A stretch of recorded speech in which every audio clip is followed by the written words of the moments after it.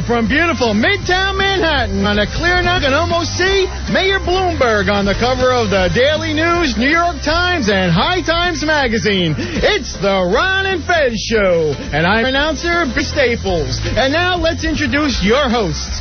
Two guys who know that spring is officially here when they see a cardinal touching a young boy. Here they are, Ron Bennington, Fez WNEW, radio's Birds of a Feather. Ron!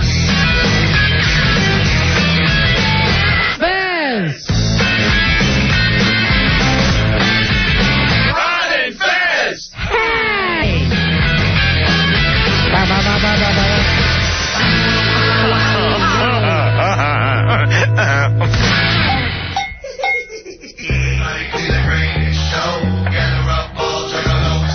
Juggalos.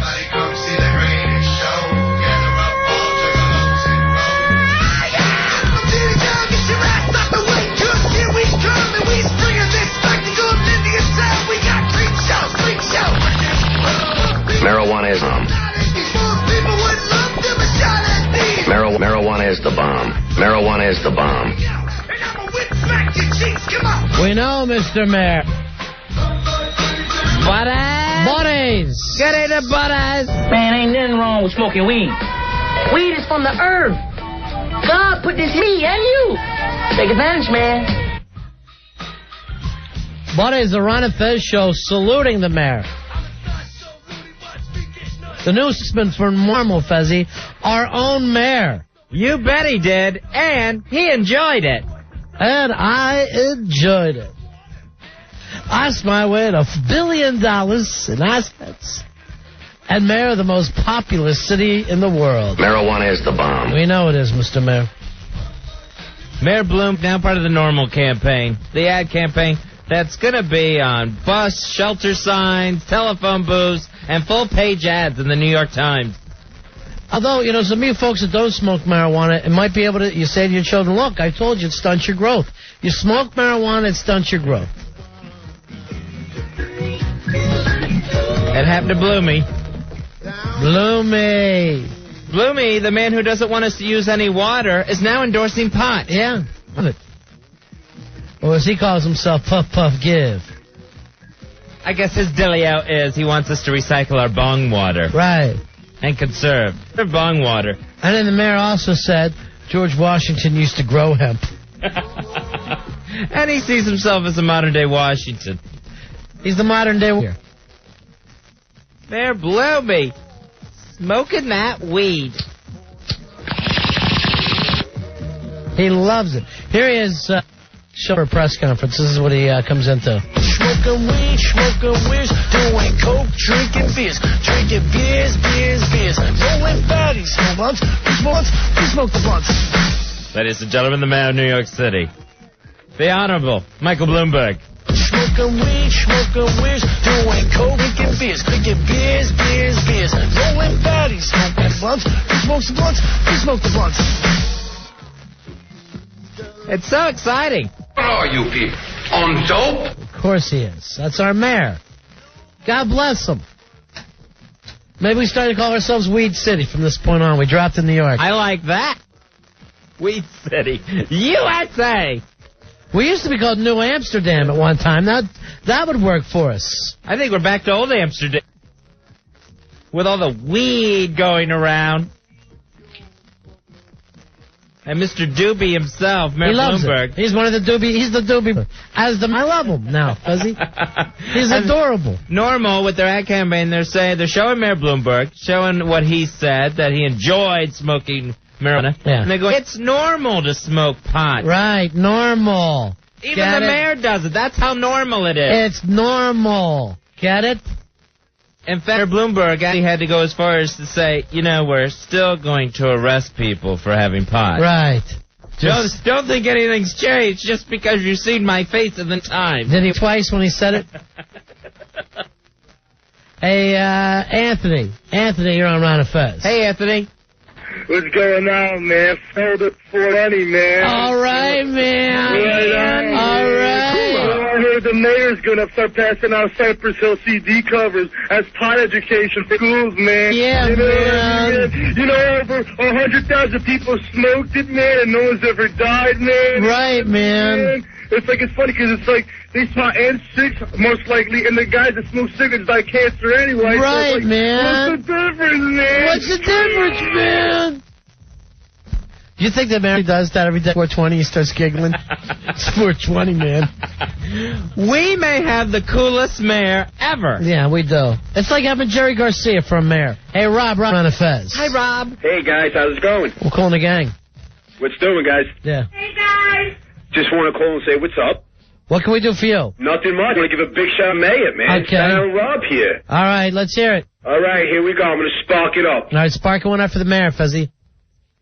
All right, there he is. Setting his tongue. How cool. How cool. All right. That's for Mayor Bloomy. Every dopehead now thinks they've got a show. Hey, Dave, you're on the Fez. What's going on, guys? My friend's going to take up for you guys right now. Geez. Some good chronic. All right, some good Ready? chronic, Fezzy, for the Ready? mayor. Ready? Right. Thank you very much. Here, Fez will hit his now back.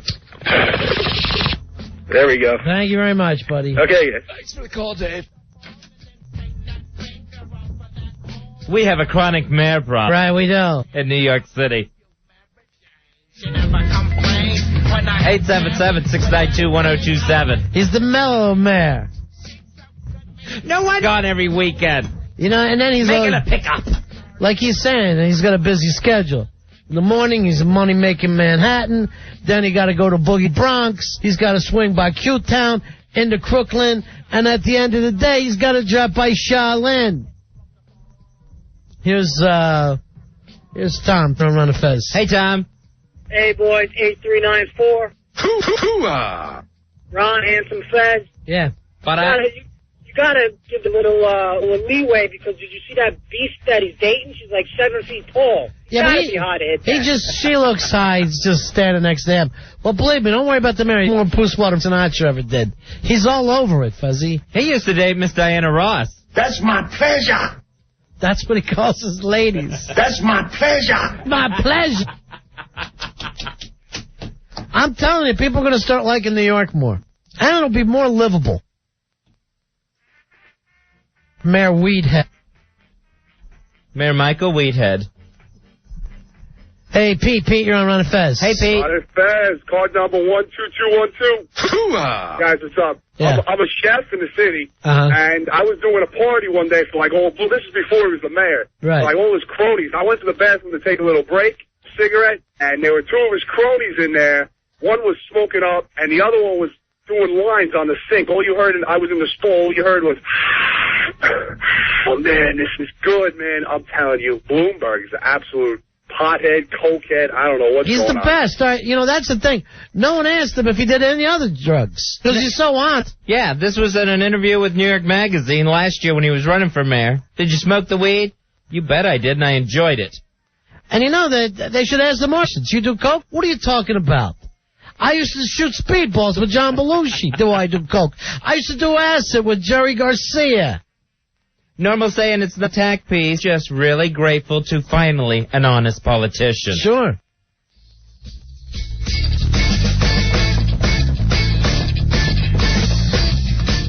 Chris, you're on Run a Fez. Hi, Chris. Hey guys, Yeah, this is Jersey. Hey, first time caller. yeah, cool. Hey, just saying, we need a mayor in or governor in our state. Yeah, that's, hopefully this is what Normal's saying is this will start to swing till everybody's gonna, get a pothead as mayor. No, I think it'll be great. Our cool now makes Mary Barry look like a school marm. Yeah. Marion Barry, of course, was the first selling and buying crack while he was mayor of D.C. Here's Shahid. Shahid, you're on the Ron and Fez show. Hey, Shahid. What's going on, guys? Yeah. Just want to take a hit of this bill with hash there, if I can do. No doubt. Thank you very much. How cool, Fezzy? How cool. That's cool. And what's nice is the fact that the mayor is getting this kind of support. The approval rating going through the roof at this point. And, you know, actually has the money that just at his own house parties, he could have Cypress Hill playing there. He's got the Long Beach All-Stars. Any of the Marleys that are still left. It's always a party at the... He wants to be in the White House, but he's going to the Wheat House. Mike, you're on Run of Fez. Hey, guys, how's it going? Yeah. Hey, Chung can come out of retirement now. You could have Bloomy and Chung. Bloomy's not here, man. That'll be the whole big joke. Bloomy's not here, man. It's how he should be running his next campaign. 877-692-1007. Hey, Mike, you're on Run of Fez. Hey, let's do it for Johnny. Let's do it for Johnny, buddy. Hey, guys. You guys are cracking me up. All right, thanks. Let me head up. Yeah. You think before Bloomberg goes onto a press conference, he puts a little Visine in his eyes? Sure. I bet Bloomberg spends half the day going, cop! Cop! Yes. For every city hall. Yes, you're in charge of them. Cop! No way. Everywhere he looks, there's cops around. He's starting to get paranoid. It's, Tom. Tom, you're on Run of Fez. Hello, Tom. Hey, guys. What do you think the odds are we can get Bloomy to fire up Lady Liberty's torch? That would be great. He's going to put a pipe in. You know she gets high. He says stuff like that all the time.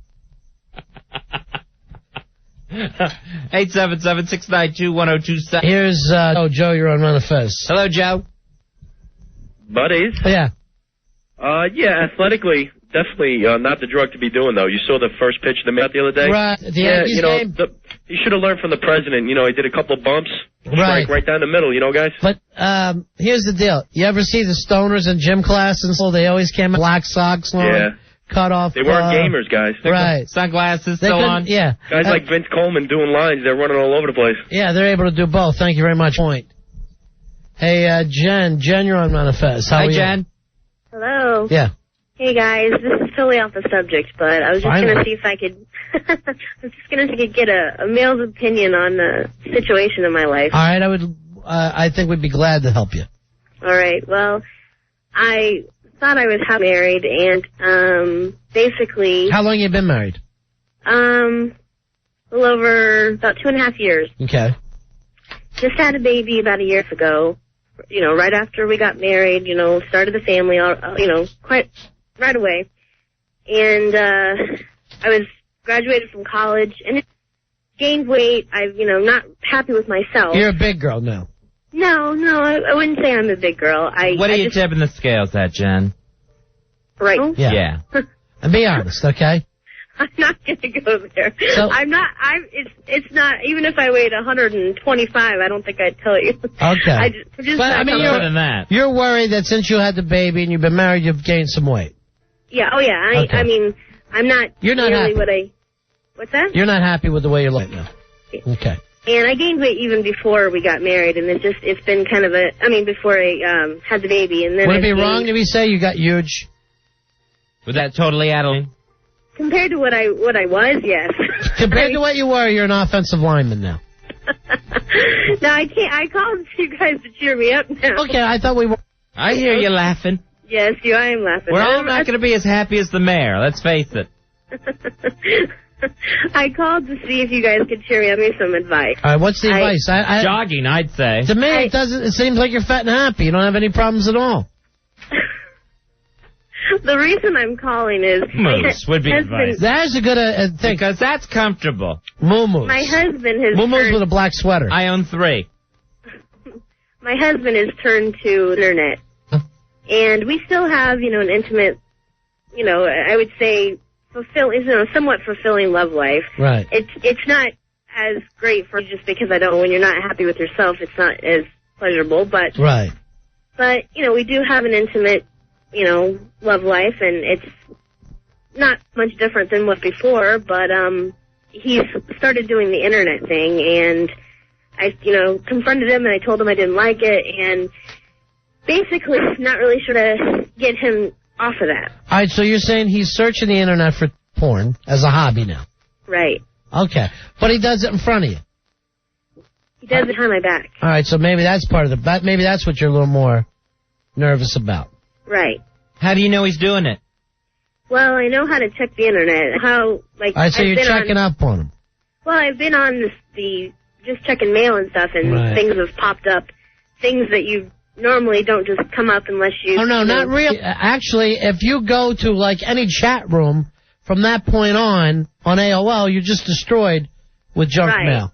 Right. So, I mean, you can't... visit it or not. Right. You're still going to get the instant message pop-ups, the ads, and the emails. Well, he admits that he does it. Okay. And that's probably his problem. No, I really appreciate him being honest with me, but I would rather him tell me, and... Yeah, because the last thing you want him to like is a big fat was looking over his shoulder. You want him to feel like he's home. He can relax. Right? You don't want to chase him into the thin arms of other. Right. Right. You want to give him unconditional love. That's what you want to give him. I will say he's gained a lot of weight since we've been together as well. And Well, this is also a weight issue for you. Well, it is. I mean... But you said... Do you think if you were really thin, he wouldn't be looking at porn? I wonder. Do you think he just started looking at porn? Or that you just now found out about it? Well, I don't know, because before, I mean, he told me we first met. We have kind of a interesting history. We were pen pals for over a year, and then we on met. The computer? You're like email pals? Okay. Yeah. We were talked as friends for over a year, and then we lived close enough that we ended up meeting. It wasn't like a romance before we met, and it was just, best friends. We both were dating people. Yeah, I don't understand what your only problem seems to be the guy has a hobby. I mean, he goes to work, he does his job, right? Right. He come home, he still gets you. Your intimate life hadn't changed all that much. He's still a father. He's a father to the baby, but now he's enjoying some pone. But I can tell that it's changed, like... You know what you ought to do? He's on the mentally. computer, and he's looking at his pone. You come crawling, big girl crawling across the floor, and just skull him. Just a little skull. That'd be nice. Make it interactive. Right. Make it romantic. Well, see, I don't know when he's doing it, though. He doesn't do it when I'm around. Well, because you're seeming like the enemy. Maybe if you said to him, man, I love to look pone with you. Just me and you checking out some pone. I don't think he'd want me to do it. What if you moved... You're that big. I could try, I guess, but... What if you moved the computer into the kitchen? Our kitchen's probably like... Then you can both do your hobbies at once. Oh, Fezzy. Fezzy. What? It's not like all the time, right? No. In fact, you would think I would be really thin. I drink like a gallon of water every day. You'd think. You would think. You really would. It don't count if you put Kool-Aid in it. Is it water or is it Kool-Aid? It's water.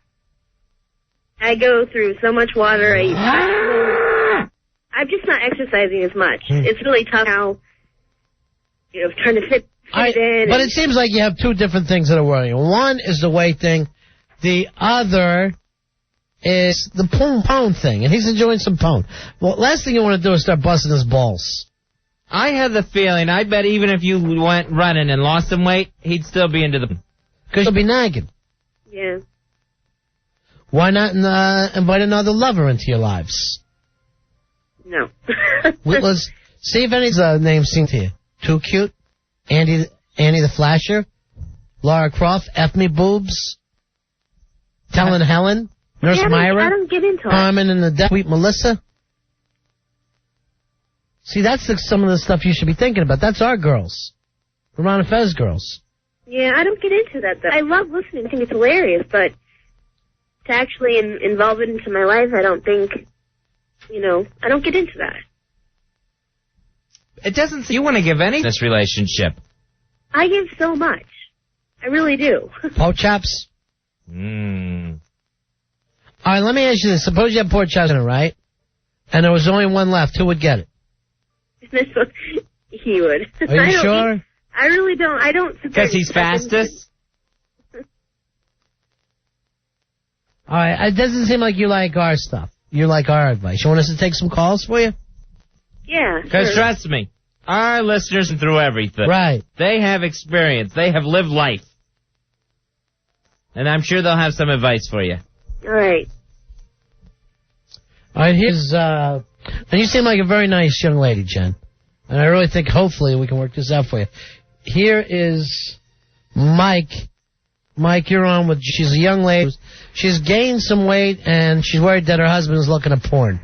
I think that the third party should be Mr. Softy. All right, see, that's not helping. Nah, that's not, That's not helping. Thank you. Not one bit,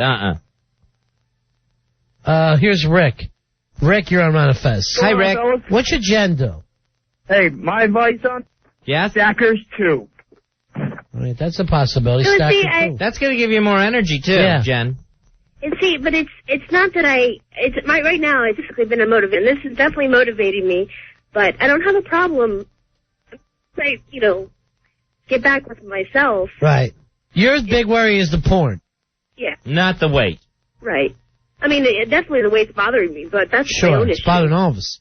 All right, here is, maybe this, Jen can help you. You're on Jen. Jen has gained a lot of weight, and her husband's looking at porn. How are you, Jen? It's a jobber. Jobber. What's going on, guys? Jen, this is one of the best teenage motivational speakers in the business. He comes highly recommended. Hey, Jen, I got some advice for you. Why don't you drag your meaty, fat head over to your husband's lap over there, perform a little, Right, job, but that's helping. And Jen, your head's not extra large, is it? Or meaty? No. I think Jen's thinking about the next steak she's going to eat tonight. Or maybe Jabba. this person. All right, job, but that's not helping. I've gained I hope about it's Idaho. It 50 tastes like pounds. potatoes. She's gained some weight, so what? All right, thanks, It's not like I Jabba. gained 100 pounds. 90? All right, let's go to a young It's lady. like 50. Let's go to a lady. And All right, good. Here's Joyce. Joyce, you're on with Jen. Usually Hi, Ron. Hi, better. Fezzy. Yeah. Joyce. I just to tell the caller that it doesn't matter how much weight you've gained, as long as you still feel sexy. And I don't think you do you, Jen? Jen, do you feel sexy still? Not really. Compared to those internet girls? Well, the internet girls are all fake anyway, but men are going to look at that whether you weigh 90 pounds or 190 pounds. Right, you got different problems. That's what I'm trying to tell her, Joyce. Yeah. What I think You got the is, pone and a big meaty head. Yeah. The pone and the poke. What I think is a kill. Yeah. Dance. Oh, boy, I don't know how strong you are, Because, Jen. Jen, if you're comfortable with yourself, because you know this man, you love him. Joyce, you're going to lap dance for Jen? Who You dancing? want me? Oh, no, I'm not a Jen, pro. what But, about doing a lap? Jen, what about doing a lap dance for your husband? We do. I mean, we're What's he bench? What has he been? Gosh, I don't think he's at the gym in so long. Yeah. Damn. Well, I think it's a good suggestion if you feel comfortable with yourself. I don't know about climbing on him. What about just waving to him from across the room? It'd actually be a lap and a half dance.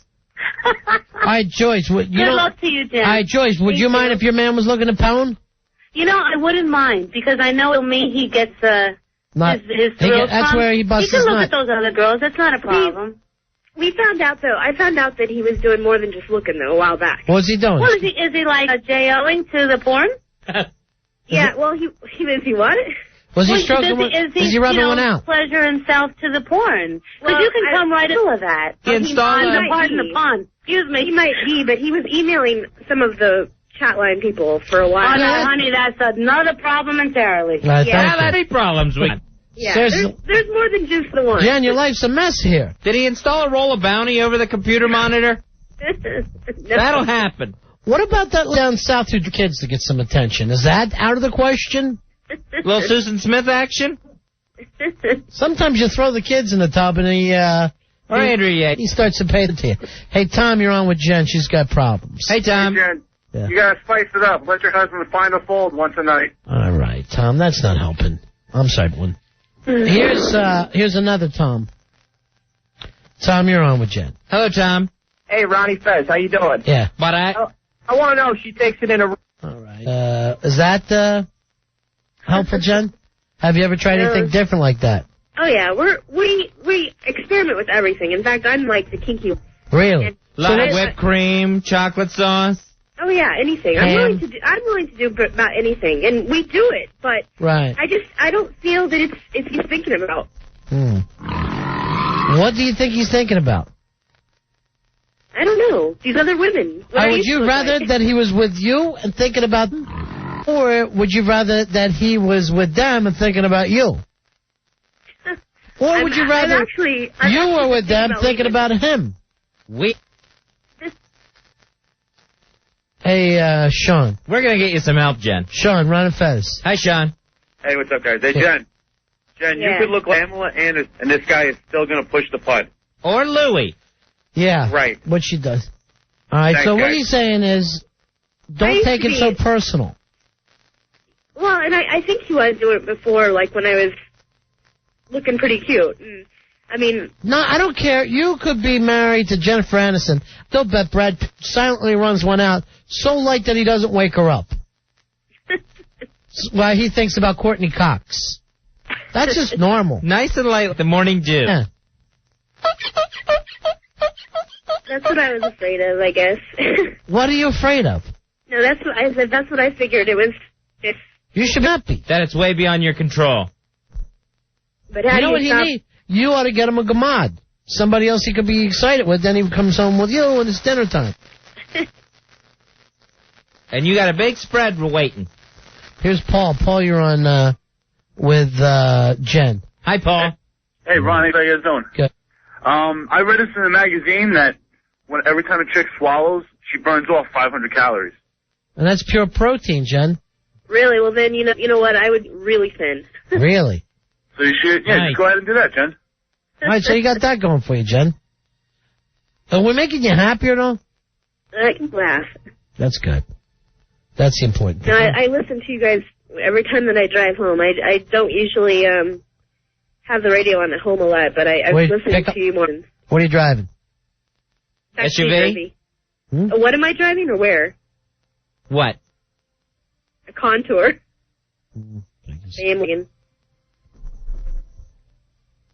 Any car probably would be a Contour. Because here's somebody else. It's the Horde King. Oh, good. He helps everybody. I'm really disappointed in the advice the jobber gave. Yeah, me too. Usually he hits them out of the park.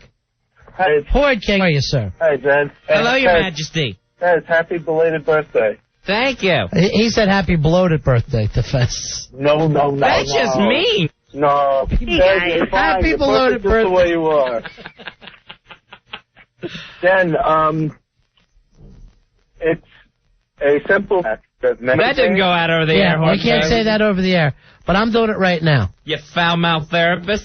Horde King, you can't use a technical scientific term on the air because we live in a childish society.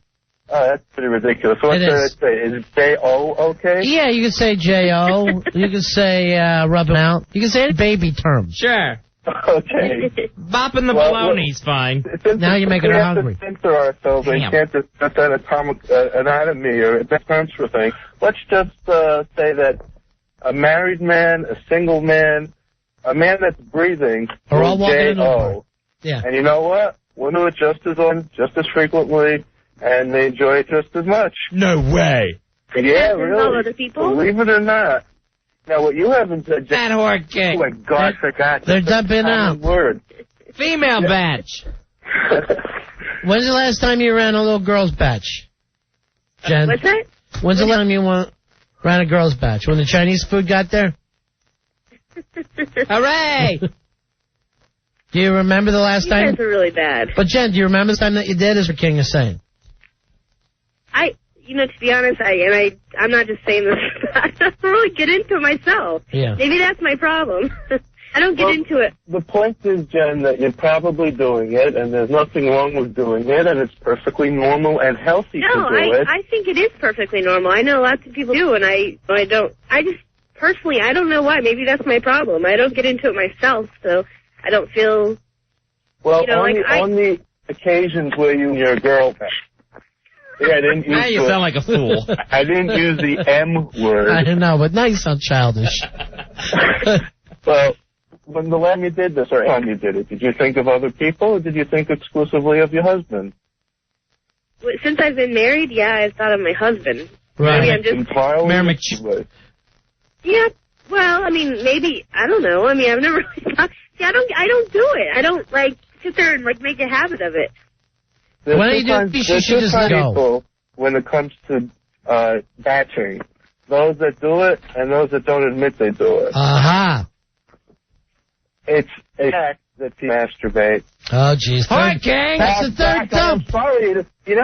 That's the third dump. It's like having Dice Clay on the air. Just today at the clip, this time up must have been 15 times.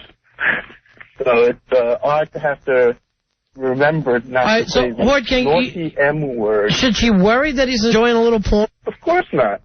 It's normal. It's healthy. And you know what? It doesn't mean that he's attracted to you any less. It doesn't mean that he loves you any less. If you have these securities, the person that you should be talking to isn't Ron or Fez or I. It should be your husband.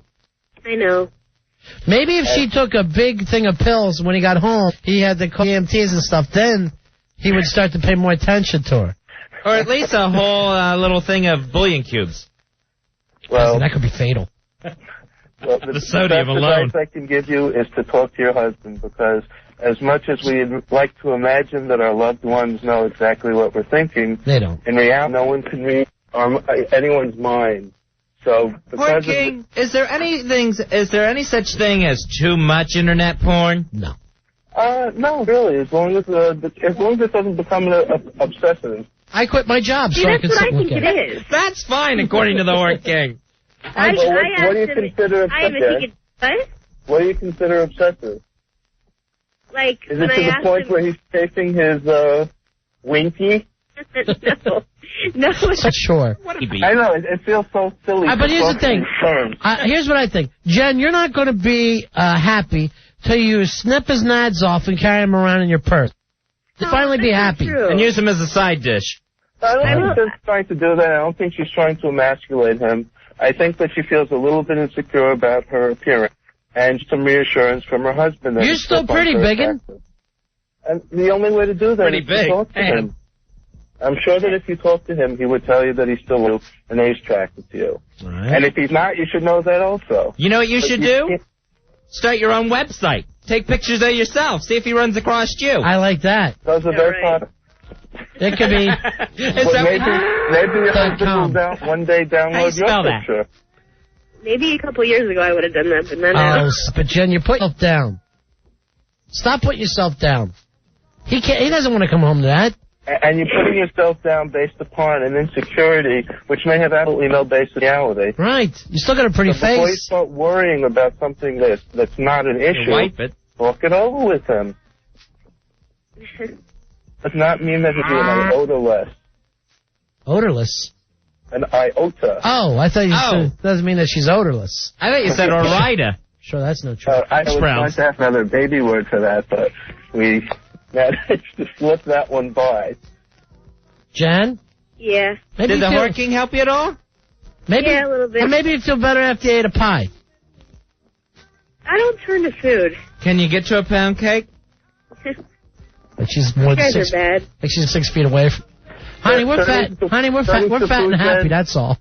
Jen, turning to food isn't the answer. I keep a roast behind a glass door and I have a hammer to shatter in case of emergency. Your husband's the one you got to talk to, Jen. I know. Can you do that, Jen? Yeah. You put a gun up to his head while he's sleeping, and when he wakes up, say, if I ever see you on that computer again, I'll blow your brains out. Talk to him. Tell him that you're a little bit of purity, and I'm sure you'll feel better. You want us to talk to him, Jen? We'll talk to him. Yeah, you probably should. Yeah, we will. You've talked to us, you've talked to the King, you've talked countless drive-through windows. Maybe it's time to talk to the husband. Man, I gave you your food. You've got to move on now. I can't keep talking. Hey, you know what? I'd be happy with Billy Staples. Oh, that's perfect. Hey, Jen, if you want to continue this discussion in private, email me. I get the, what's email there, Jen? At foulmouth.com? All right, hold on. And then, Jen, if you want us to talk to your husband, talk to Rory, too, okay? All right. All right. We're going to put you hold. Hort King loves to talk to people about their problems. And a huge proponent of internet porn. I had no idea. You didn't open mouth. King, love the porn. I had no idea that to that extent. He's going to have the full page ad. Hort King, you ever try internet porn? I did. I enjoyed it. So hopefully, let us know if we're going to talk to Jen's husband. Okay, the last time, they let word go by. Really? Probably because Rudy's spanking one out down the hall. Could we have some consistency? He listens to the Hort and he starts spanking. Ew. Oh, Your Majesty. Who's the king from American Beauty? Who's the king? That's so funny. Hey, IKEA boy said the batch she ran cookie dough. Is that actual chocolate chips in that? 877-692-1027. You know, we try to help everybody, Fez, and sometimes I don't even think they take it. That's what gets to me. Well, all we can do is be here for the people. We up the phone line. Yeah. We got the Horde King and the finest teenage inspirational speaker in the country working today, the Jobber. Yeah, Jobber. I don't think it was good when he said Big Head, though, to her. Maybe that's not the way to start it off. Maybe you should have ended with Big Meaty Head. No woman wants to believe that she's gaining weight in her head. And it was dragged, your Big Meaty Head. Like that has now gained so much weight. All you can do is just drag it across the floor. Well, you know, he's still at the same age where the right age where steroids still works. He can eat anything.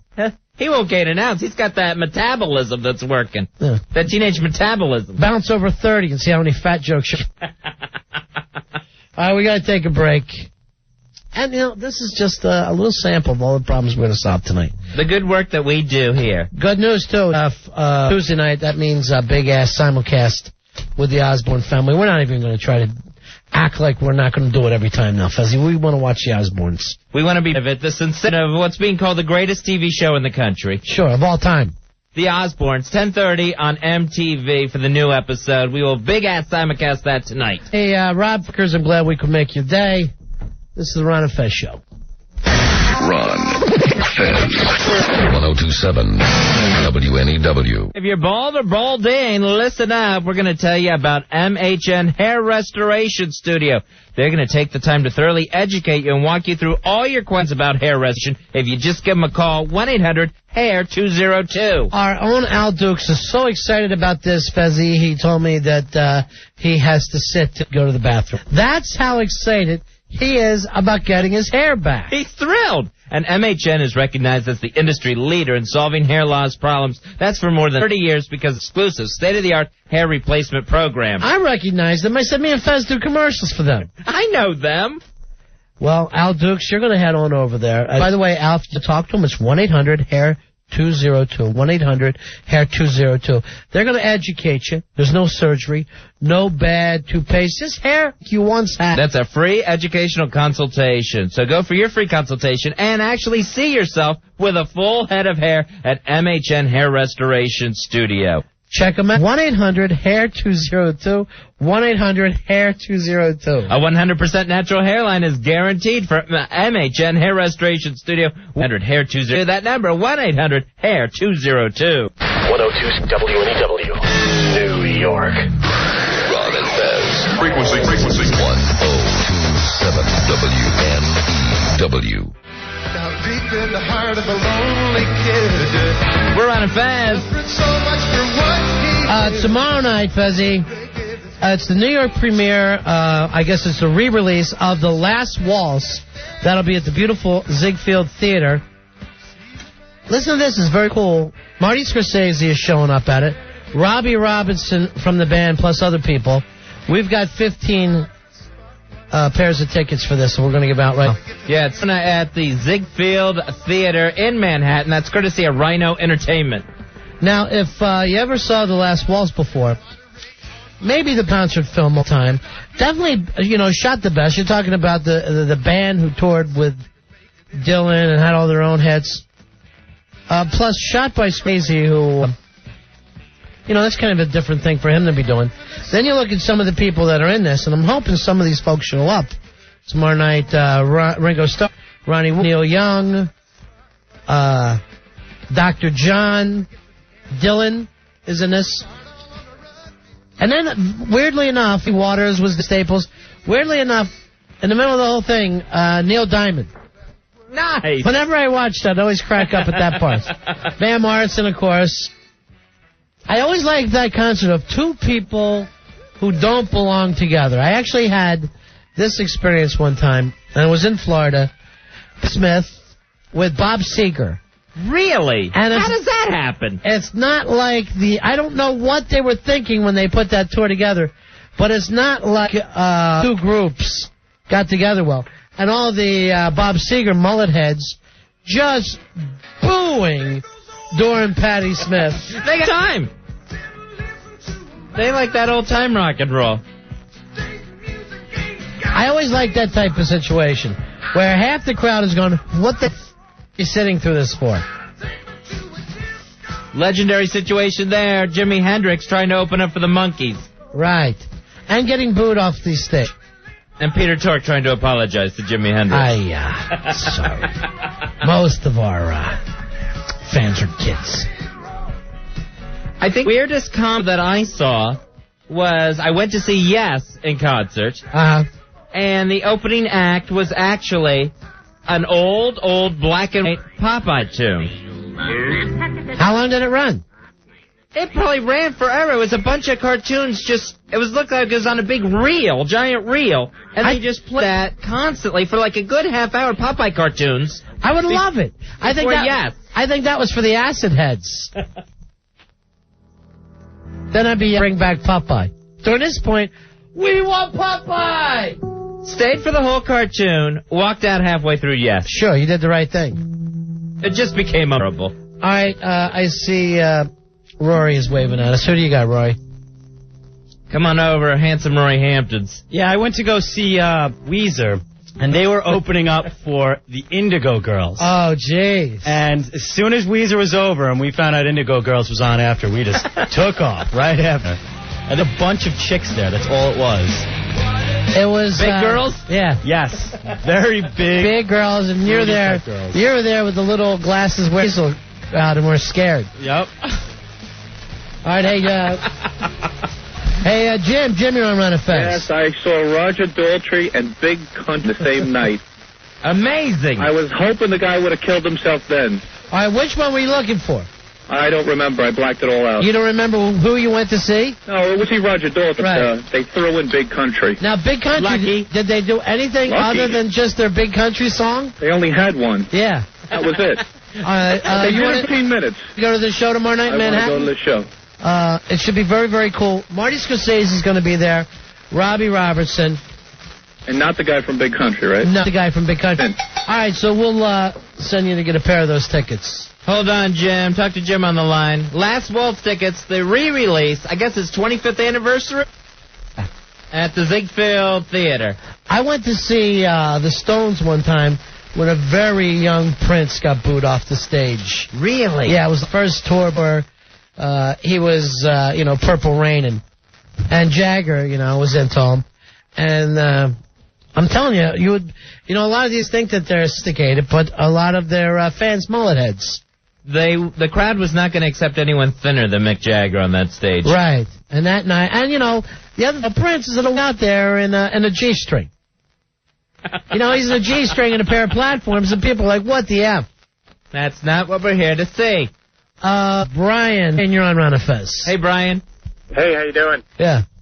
Beastie Boys opening for Madonna Like a Virgin. Ah, that was a very famous tour, and that was just as the Beastie Boys were popping.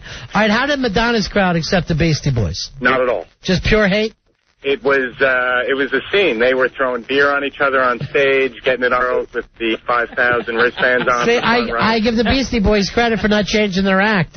Yeah, they didn't last on that tour more than 5 shows either, from what I remember. Oh, they stayed out there from shows?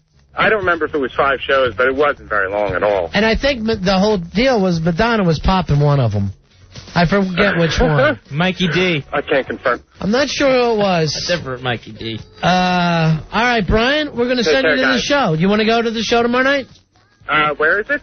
It's at the Zig, Manhattan. Is that 54th Street? Actually, you know what? I'm going to pass on the show, guys. I just thought it was a good reason to call. All right, thanks a lot for calling, buddy. Take care, brother. Here's Anthony.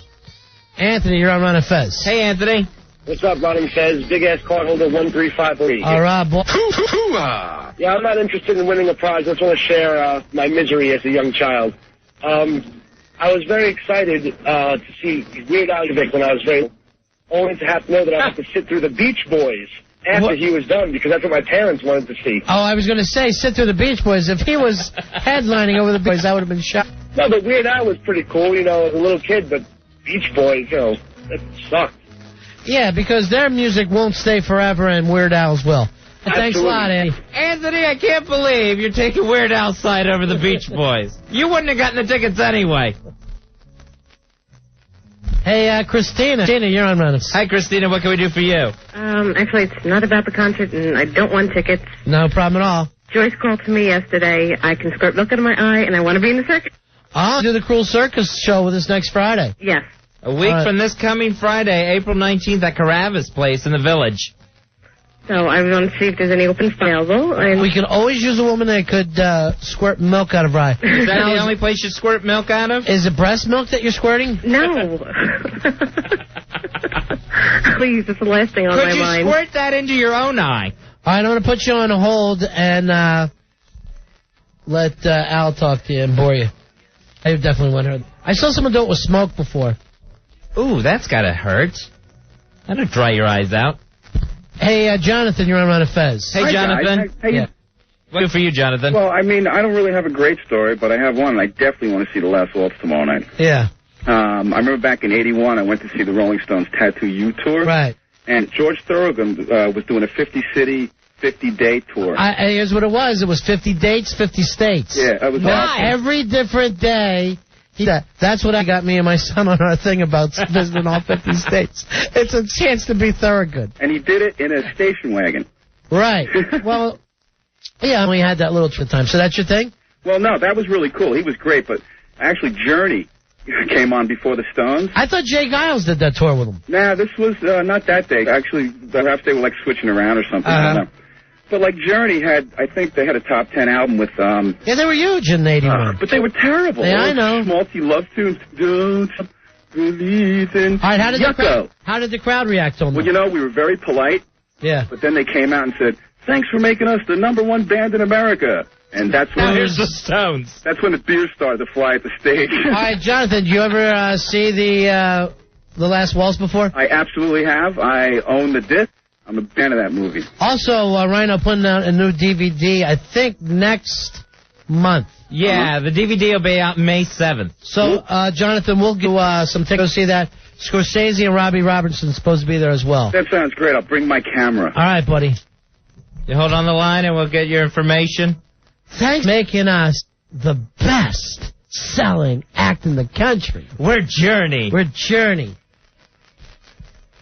The new legends of rock. I don't think he gets the full here, though, Fez, our phone person. There's supposed to be a big contrast on this. Hello? Yeah. Yeah, go ahead. Colin? Yeah, hey, how you doing, boys? What can we do for you? I don't really have a worst concert, but I saw Sammy Hagar open for Boston. Yeah, that's two awful acts together. It sounded like they were playing the record. Everything sounded like they played it on the record. Ew, Boston? Yeah. Awful. All right, thanks, buddy. Hey, could I get those tickets? Yeah, I'm going to give them to you anyway, but I need to work the phones. To understand that that's not the gimmick. You know, and I don't want to turn the guys down for tickets. That's Colin on line 4. Hey, Tony, you're on Ron and Fez. Hey, Tony. How you doing? Hey, man. So my poor mother, she went to the reunion tour of Peter, Paul, and Mary, and the opening act was The Violent Death. Now, that's what I'm talking about. Two groups that have their own following, but what old-timer who's gone to Peter, Paul, and Mary expects to see the Violent Femmes there? And walk that situation. She said after Blister in the Sun, half the baby boomers just got out of there. Really? Now, who was the closing act? It was Peter, Paul, and Mary. And then their people actually left because the Violent Femmes were up first. Can you imagine if you were going to see Peter, Paul, and Mary and Blister in the Sun broke out? I can't imagine going to see Peter, Paul under any circumstances. They must have thought Peter, Paul, and Mary were tied up backstage somewhere. All right, have you seen the Last Waltz, Tony? Believe it or not, I have not. Oh, it's a fantastic movie. I can't wait. Be out tomorrow night. Marty Scorsese's going to be there. Also, you're looking at Robbie Robertson. And I'm wondering if some of the people from that show, it was the best Van Morrison appearance I've seen. Here's Mike. Mike, you're on Ron and Fez. How you doing, buddy? Hey, Mike. Good. How you doing? This one goes back a little ways. It's Peter Frampton with the act The Ramones. No way. Now, I guess this was 70s? No, actually, it was after Peter Frampton came back from his auto accident or whatever. All right, it's like an 80s. Still alive. Yeah. Still alive, but great show. And the great thing was some guy was selling bootleg T-shirts, threw it underneath. I had 50 Frampton T-shirts underneath. So I told them to all my kids in school, and they all crossed out the Peter Frampton name and put the Ramones underneath. So it worked out well in high school. All right, Mike, send you out tomorrow night. to the Ziegfeld Theater in Manhattan. That's thanks to Rhino Entertainment for the tickets to the New York premiere of the re-release of The Last Waltz. Are we going to have Wonder Boy standing out there somewhere with the tickets? Is that what we're going to do? Yes, we're going to give people directions where to meet Wonder Boy, and he'll just hand them the tickets right there. Will he be standing at the theater? Standing right there, and then they can walk right in. He'll be at the Ziegfeld with everyone's tickets. Nice. We'll call them and let them know. All right, how many more passes have we got to give out here? I can't keep up with this. Let me find out. 877-692-1027. Talking about those concerts where you show up and the opening act and the headliner just don't match whatsoever. Yeah, sometimes it's cool. You know, when Bill Graham used to do his shows, he would do that on purpose, just so people would be open to different things. And sometimes it just makes no sense. Here, Rob, you're on Ron and Fez. Hey, Rob. Hey, guys, card number 8705. All right, a few years back, I went to see a concert where Def Leppard was the headliner. The radio stations around here was promoting it. And unfortunately, the opening act was Richard Marx.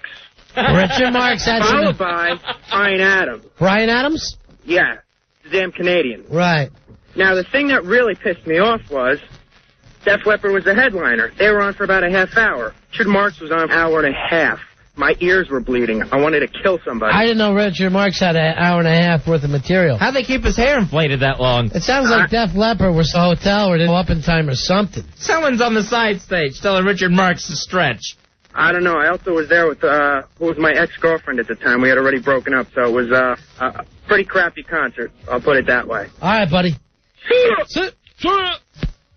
877-692-1027. We'll take a break. We'll be back. It's the Ron Show. Ron and Fez, 1027 WNEW. We're Ron and Fez.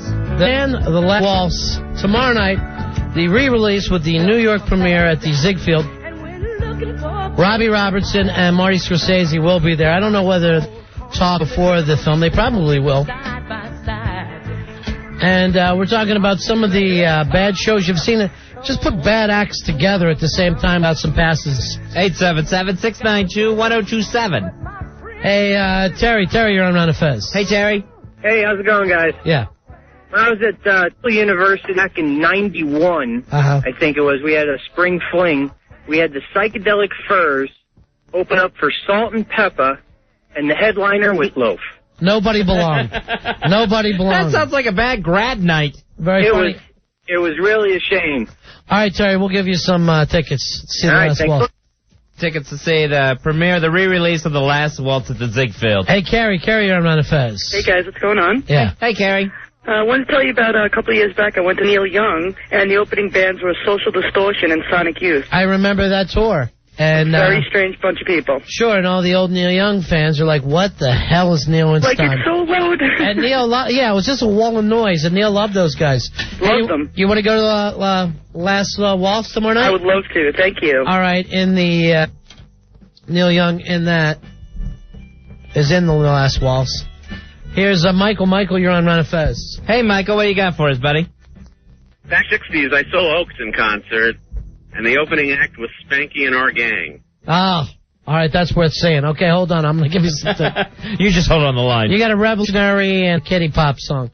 Out of all the Neil Young, we play the number one hit he had, like we're a top 40 station. Hey, Mark, you're on Ron and Fez. Hey, Mark.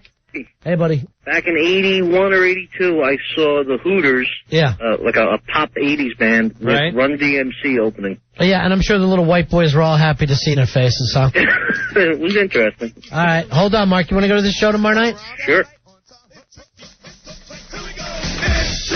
877-691-1027. Hey, Bob, you're on Ron and Fez. Hey, Bob. How you doing, guys? Yeah. Yeah, back in the 80s, I saw a terrible show. Everyone went to go see Santa, and it was that Jefferson Starship was going to play with them. So Santana came on first and blew everyone away. And when Starship came on, everybody just walked out of the theater. But it's not like they belong together. They had the same exact, they toured together like a million times. Here's Tracy. Tracy, you're on Ron and Fez. Hello. Yeah. Tracy? Listen, I actually had a story about the movie. I heard that Van Morrison was using so much cocaine that they actually had to go in and edit out the little pieces of cocaine on those. You know, I had that about another performer, and then I heard that was just urban myth. Yeah, I heard that too, but I thought it was an interesting story, and I would love to go and see the show. Yeah, well, no narcs to come in. Oh, not a narc. I'm going to go with Michael Bloomberg. I mean, you see... And enjoy yourself. All right, thanks, Tracy. Thanks for calling. How would you edit out pieces of coke on someone's nose? Just the close-ups? You get rid of that, and then you could just dark it out. You know, actually go in and paint it dark and out. I mean, now they take rings off people in movies. Did you see what they did with the gun T? Where they changed now they're big walkie-talkies. Flashlights, they can do whatever they want. Bill, you're on Ron and Fez. Hey, Bill. Hello. Yeah. Bill. Yeah, I went to a couple years ago, probably 87, 89, to something called the Crown concert in Arden. And it was, the Allman Brothers were the headliners, but Run DMC played with them. All right, and this was an anti-crack thing? Yeah, it was about and I'm sure this crack. this is something Greg Allman had to pay back. You watch someone perform community service. Yeah, right. All right, yeah, we'll give you a ticket to Last Waltz tomorrow night. Are we giving out all the tickets, Roy? Let's get a count here on how many pairs we got left. I think we got a couple left. I'm going to find the exact number. Yeah, that should do. Somebody was up there. Hey, Adam. Adam, you're on Run and Fez? Hey, Adam. Hey, guys. How you doing? Cool 1987 at Giant Stadium. David Bowie was the liner, and the two opening acts were Lisa and Coke Jam and Squeeze. And it was absolutely awful, and my best friend fell asleep during David Bowie, and he didn't even play the hits of, the early 70s hits.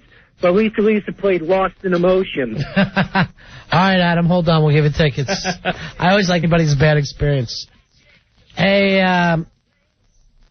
Jim, you're on Run and Fez. Hey, Jim, what do you got, buddy? Yeah, early 80s. You guys remember this band. It was called The Jam. Yeah, The Jam out of England. They were supposed to be the next two. That was going to be the big deal about The Jam. Rickenbacker guitars and all that kind of stuff. They were the warm-up, and the band was Molly Hatchet. All right, now, see, being from living in Florida so long, I never saw one show that Molly Hatchet wasn't in. It was actually the Molly had to be at every show. Hey, that's a good combo. It was a rule. Hold on for tomorrow night. We'll give you tickets to see The Last Waltz. And the cool thing about The Last Waltz is you do see all different kinds of people coming together. And the band in with them every time. Whatever act comes out, the band plays with them. And you can see how they can change. 877-622-1027. Here's Jeff. Jeff, you're on Ron and Fez. Hey, Jeff. Hey, Giving out tickets to see The Last Waltz. Marty Scorsese's going to be there as Robbie Robinson, and hopefully more. How about this one? 1995, I think. Rusted Root opening up for Slash's Snake.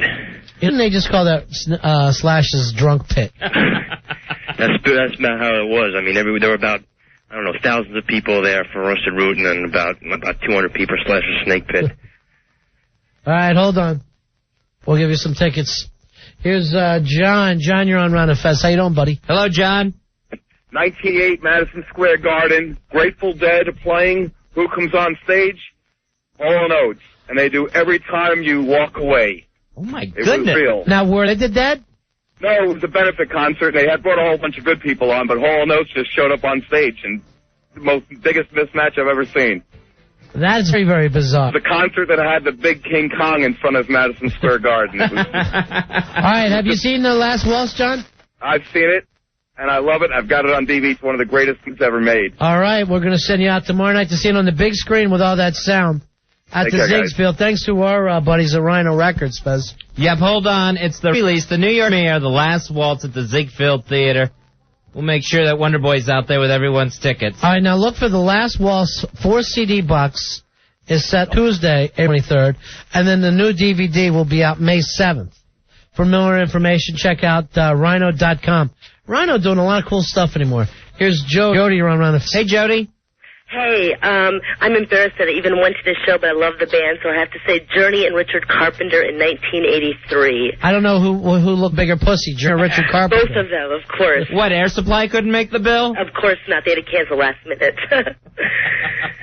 So, yeah, you're in, honey. Hold on. Thanks. Even though I'm not sure if I believe it. that Richard Carpenter showed up anywhere. 877-692-1027. Earl, grab a microphone here. We're going to get DVDs to give out in a couple of weeks. Yeah. Very, very cool. Have you seen The Last Waltz? Yes. You going tomorrow night? Yes, I am. Yeah. I'm going to be, I don't know if I will be on the air. We're going to try to make the after show party. Nice. And what I'd like to do, if you could talk to Robbie Roberts, whoever's there, I'd like Fez and I to jump up and do some kind of an all-star jam. We're willing to. We're willing to all-star jam. I have a coach that constantly. I'll do the Van Morrison, Fez will do the Neil Diamond, and then off we go. You play cowbell? Yeah, I'll play cowbell on every song. I could have used a little more cowbell. I got a fever, and the only prescription is more cowbell. I gotta have more cowbell. I'll be there, Earl. Yeah, and we'll bring the cowbell if necessary. They don't have to provide it. We have a cowbell. We have our own cowbell, always ready to go at times. In case we need it for an all-star jam. That's one of my favorite phrases. Let's see, I'm trying to think. I did a show with Rick Denkel before, and I actually opened for the band when Robbie Robertson weren't with them anymore. So, you know, we were playing the Cinnamon Draft House. Oh, nice. Here's Barbara. Barbara, you're on Ron and Fez. Hey, Barbara. Hi. Yeah. What can we do for Love you, your Barbara? show. Thank you very much. I was in Concord, California, like 91, and got tickets for my cousin to see Gordon Lightfoot, and the opening act was Corey Hart with Sunglasses at Night. Now, and he sang the song 4 times, so that was like the only hit. Now, which one did you go see? You were Gordon Lightfoot? I had gotten her tickets for Gordon Lightfoot because she loved him. Sure, from the sun down. Right, and then out comes Corey Hart, and I was like, I would have kept my sunglasses on at night so they didn't see me at a Gordon Lightfoot concert. I'm telling you. I would hope that he would have come for wreck of Edmund Fitzgerald and they could have jammed on it together. Oh, nice. No. Talk about a story song. It's too rough to feed you. You know, not like anyone else identify with. Oh, this reminds me of my own life. Barbara, you want to go to the show tomorrow night? Absolutely. It's maybe the concert film of time. Here's Claude. Claude, you're on Ron and Fez. Hey, Claude. How you doing? Yeah. Late 70s, I was with some friends of mine. We were a big Jay Giles, one of the hockey bands of all time. The opening act was Black Sabbath. Very strange there. Very strange. And there were maybe about a handful of Black Sabbath fans. So Ozzy's doing his tunes, and he gets up, and at one point he gives that dreaded line, now I want to play a song for my new album. That could be any group, and everybody's like, ooh, right. Forget it. Forget about it. So he plays what a song, you know, Satan's Frog or whatever it was. And after he finishes his song, dead silence, and you can hear someone yelling out, thanks a lot, you saved me $10. Your new album sucks. But it was classic. Well, I don't see Peter Wolf and his family on TV tonight. Meet the Wolves. So. It's Meet all... the Wolves. Even though he'd be a nice guest. For all sake. All right, hold on. I'm going to give you tickets for tomorrow night, okay? I talk about bizarre matchups. Do you remember who Peter Wolf married? Who Peter Wolf married? The 70s. He married Faye Dunaway. No way! Yeah, they were married for a couple of years, and everybody was going, what the hell? Too weird. Neither side could understand that. Each thought they married beneath. Faye Dunaway, Mommy Dearest. Let me check with Hawk. Hawk, just curious, did you ever go to one concert? Did you ever leave the apartment? Because I don't see you not. Actually, I'm not a big concert person. I know that just by looking at you. The one time I did go out, I went to see Dylan, and Jewel opened for him. Now that's bizarre. I was real disappointed. And you never been back to another concert since? No, that was like 6-7 years ago. Do you think that all right, Black Sabbath can't be every one now. Just no. We only got one more to give away, and it can't be Black Sabbath. Right before the big-ass simulcast, the Osbournes. The Osbournes will be on tonight, 10:30. America's favorite family now. Favorite family. Do you even know what it's supposed to be about tonight? Tonight? Oh, Mrs. Oz have to have a talk with the kids about drugs. About sleeping with each other. Knock it off. Now that's the thing, can do that while you're on drugs. Tell your kids not to do drugs. Because just because you've done a lot of drugs yourself doesn't mean it's okay for your kids to do drugs. I would imagine that the speech is going to be, look at me, and look at your father. Don't do drugs, look at your father. I have the feeling that halfway through the conversation, he'll just nod out. It doesn't seem like he does drugs anymore, does it, though? No, I mean, think he's just, what's the word? I don't want to say devastated, but it's taken its toll, obviously. The way he's moving around like an old Tim Conway character. Right. The dead arm. But there won't be drugs or alcohol in his house. Right. So, he doesn't want to do it anymore. I understand completely where I'm coming from. Just because you did something doesn't mean that you approve of it for the people you love. You might think it's a bad idea for others. The only bottle they ought to find in those kids is Stack or 2. Or anything that's going to mood swing them into better people. 877-620-1027. I'm sure there's all kinds of They're always trying to take that Kelly Osbourne, the girl, the daughter, to the gyno. Right. They're always warning her, too, about some sort of infection she's going to get. Because her pee she rotted out somehow. She doesn't even know how. There's something that we're not getting yet that's concerned of her. And her crotch. Every single week her crotch has to come up. Something her mom knows that the rest of us don't. Right, that they haven't put into the show yet. Maybe it'll be the final episode. So we'll be doing that tonight at 10:30. That'll be our big-ass simulcast. You want to turn your TVs to empty, turn your radio on and Fez. Yeah, just turn your TV all the way down, too. Last week, we did Sweet Spot with the Murrays. I don't think I can put us through it this week. That was rough to watch. We waited a month and a half. We could not wait for this show. I thought it was going to be some really funny ball busting, and it turned out to be some really campy sketches and costumes and weird stuff. Right. It was awful. So I am TiVoing it for my own enjoyment. Yeah, so am I. But because you got to remember, Fez and I sit up all night with nothing to do. The 20 hours we're waiting back here. Just wrestling and all last night? Yeah, I did. I got to remember when you use the TiVo to record Star Trek afterwards, or you lose the last 3 minutes of run. What I figured out a way to do it is to add an extra 7 minutes. Oh, you can do that? Yeah. But with wrestling, I missed the very last thing that happened. Right, the last thing I saw, Stone Cold and Scott Hall were fighting, and I never did see who won. Yeah, that was Stone Cold won, and then that's what I figured. You know who came to his rescue was the other Bigson. Bradshaw? Yeah. Bradshaw, they're really giving him a push now. Why? They split up the Acolytes, and they also split up the Dudleys. But they're really giving him a push to attack the NWO, the Undertaker. They're trying to main event that big slug's ass. I got news for you. I TiVo'd it, watched it last night, could not get into it. Even fast forward and through parts like. I'm just almost all the way off the wrestling thing. And seeing Hogan back in his old gear at 50 years old, it's crazy. Well, at this point, nobody wearing tie-dye. At this point, no one that old should be in the ring without people being afraid for him. His face is getting weird. Like, his wrinkles are some really deep trenches. Yeah. He's got a really odd-looking face now. Well, I mean, he stayed in the sun his whole life. It's absolutely leathery. Here's Andrew. You're on Run Effect. Hey, Andrew. Hey, boys. How are you? Hey, maybe Ozzy's daughter has a penis. That's going to be the big surprise at the end. Here's the weird thing. I don't think the son has one. They've on the wrong one there. Hey, Ronnie, what was Ozzy's drug of choice that made him like that? I would guess, if I had to guess anything, I don't think there was a drug that Ozzy down at the time. Heroin? Yeah, I'm sure that there was not any kind of dope, and I'm sure in the early 70s, a lot of acid for him, and that could really, fry. We're all waiting to see what happens. For the final results to come in. Right. I mean, half the people I know that say they have panic attacks, I'm going, you sure you just don't mean a flack? It could be. Hey, Mike, you're on Run a Fez. How you doing, Hey, Mike.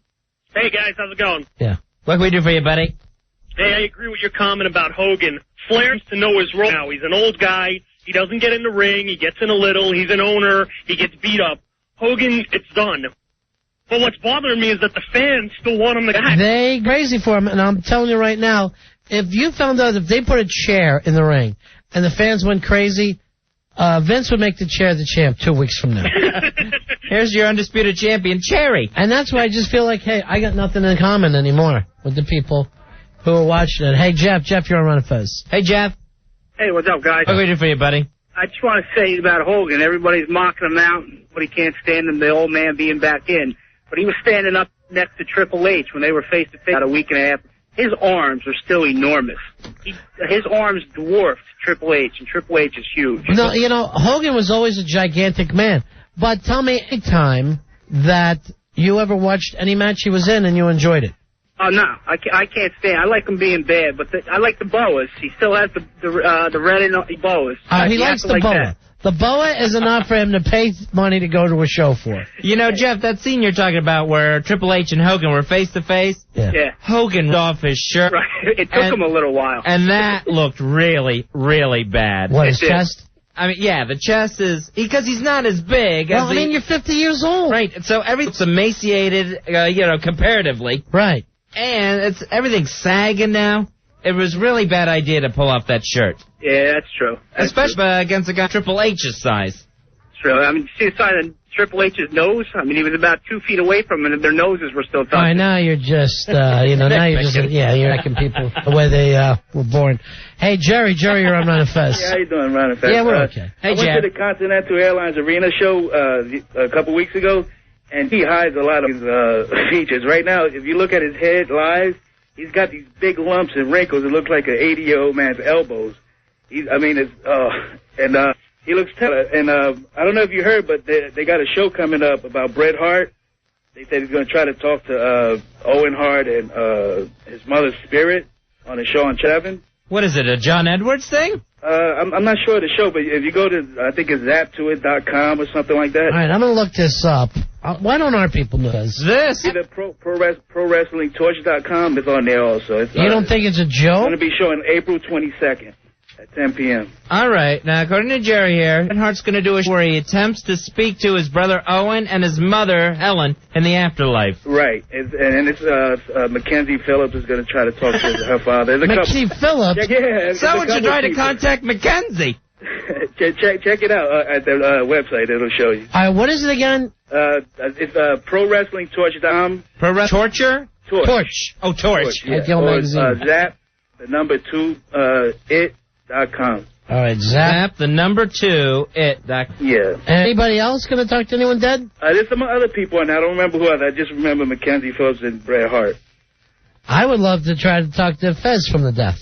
I'm still here. I am. I'm just saying, just in case. But you got to see Hogan's head in person. Oh, my God. He looks like an old man. I walked out of the main event. Well, he is an old guy. Yeah, but why featuring him like a main eventer now? See, that's the problem. Then you have to blame the fans and you got to blame Vince. I mean, yeah, but the people like Rob Van Dam and Booker T, you see like that wrestling, they see Hogan with his leg kick and his leg drop, and Yeah, I mean, personally, I thought he was dull in the 80s. Yeah, I guess it's just people trying to relive their hate. All right, answer feedback. Please promise that you'll do a big-ass simulcast of Bret Hart talking to his dead relatives. That goes without saying. You have our word for that one. When I read that, I missed that. Boy, Bret Hart can't stand to be out of the spotlight for a second. Why, Bret? Why? Bret Hart is really losing it. He's losing his mind. Yeah, he is. Yeah, he went crazy a long time ago. Hey, Tony, turn around and Fez. Hey, Tony. Hey, what's up, guys? Yeah. I can't go to the show tonight, but I just thought I'd share this experience with you. I was in Italy. I saw Bon Jovi, the Fugees, and Ricky Martin open up for an Italian guy. Oh, that's great. Hello? All right, great, man. Thanks, Tony. Is this Bon Jovi? Why is this playing? Here's Jonathan. Jonathan, you're on Run of Fez. Hey, Jonathan. Hey, Fred. Good, great show always. Yes, it is. You said Hogan was never in a great match.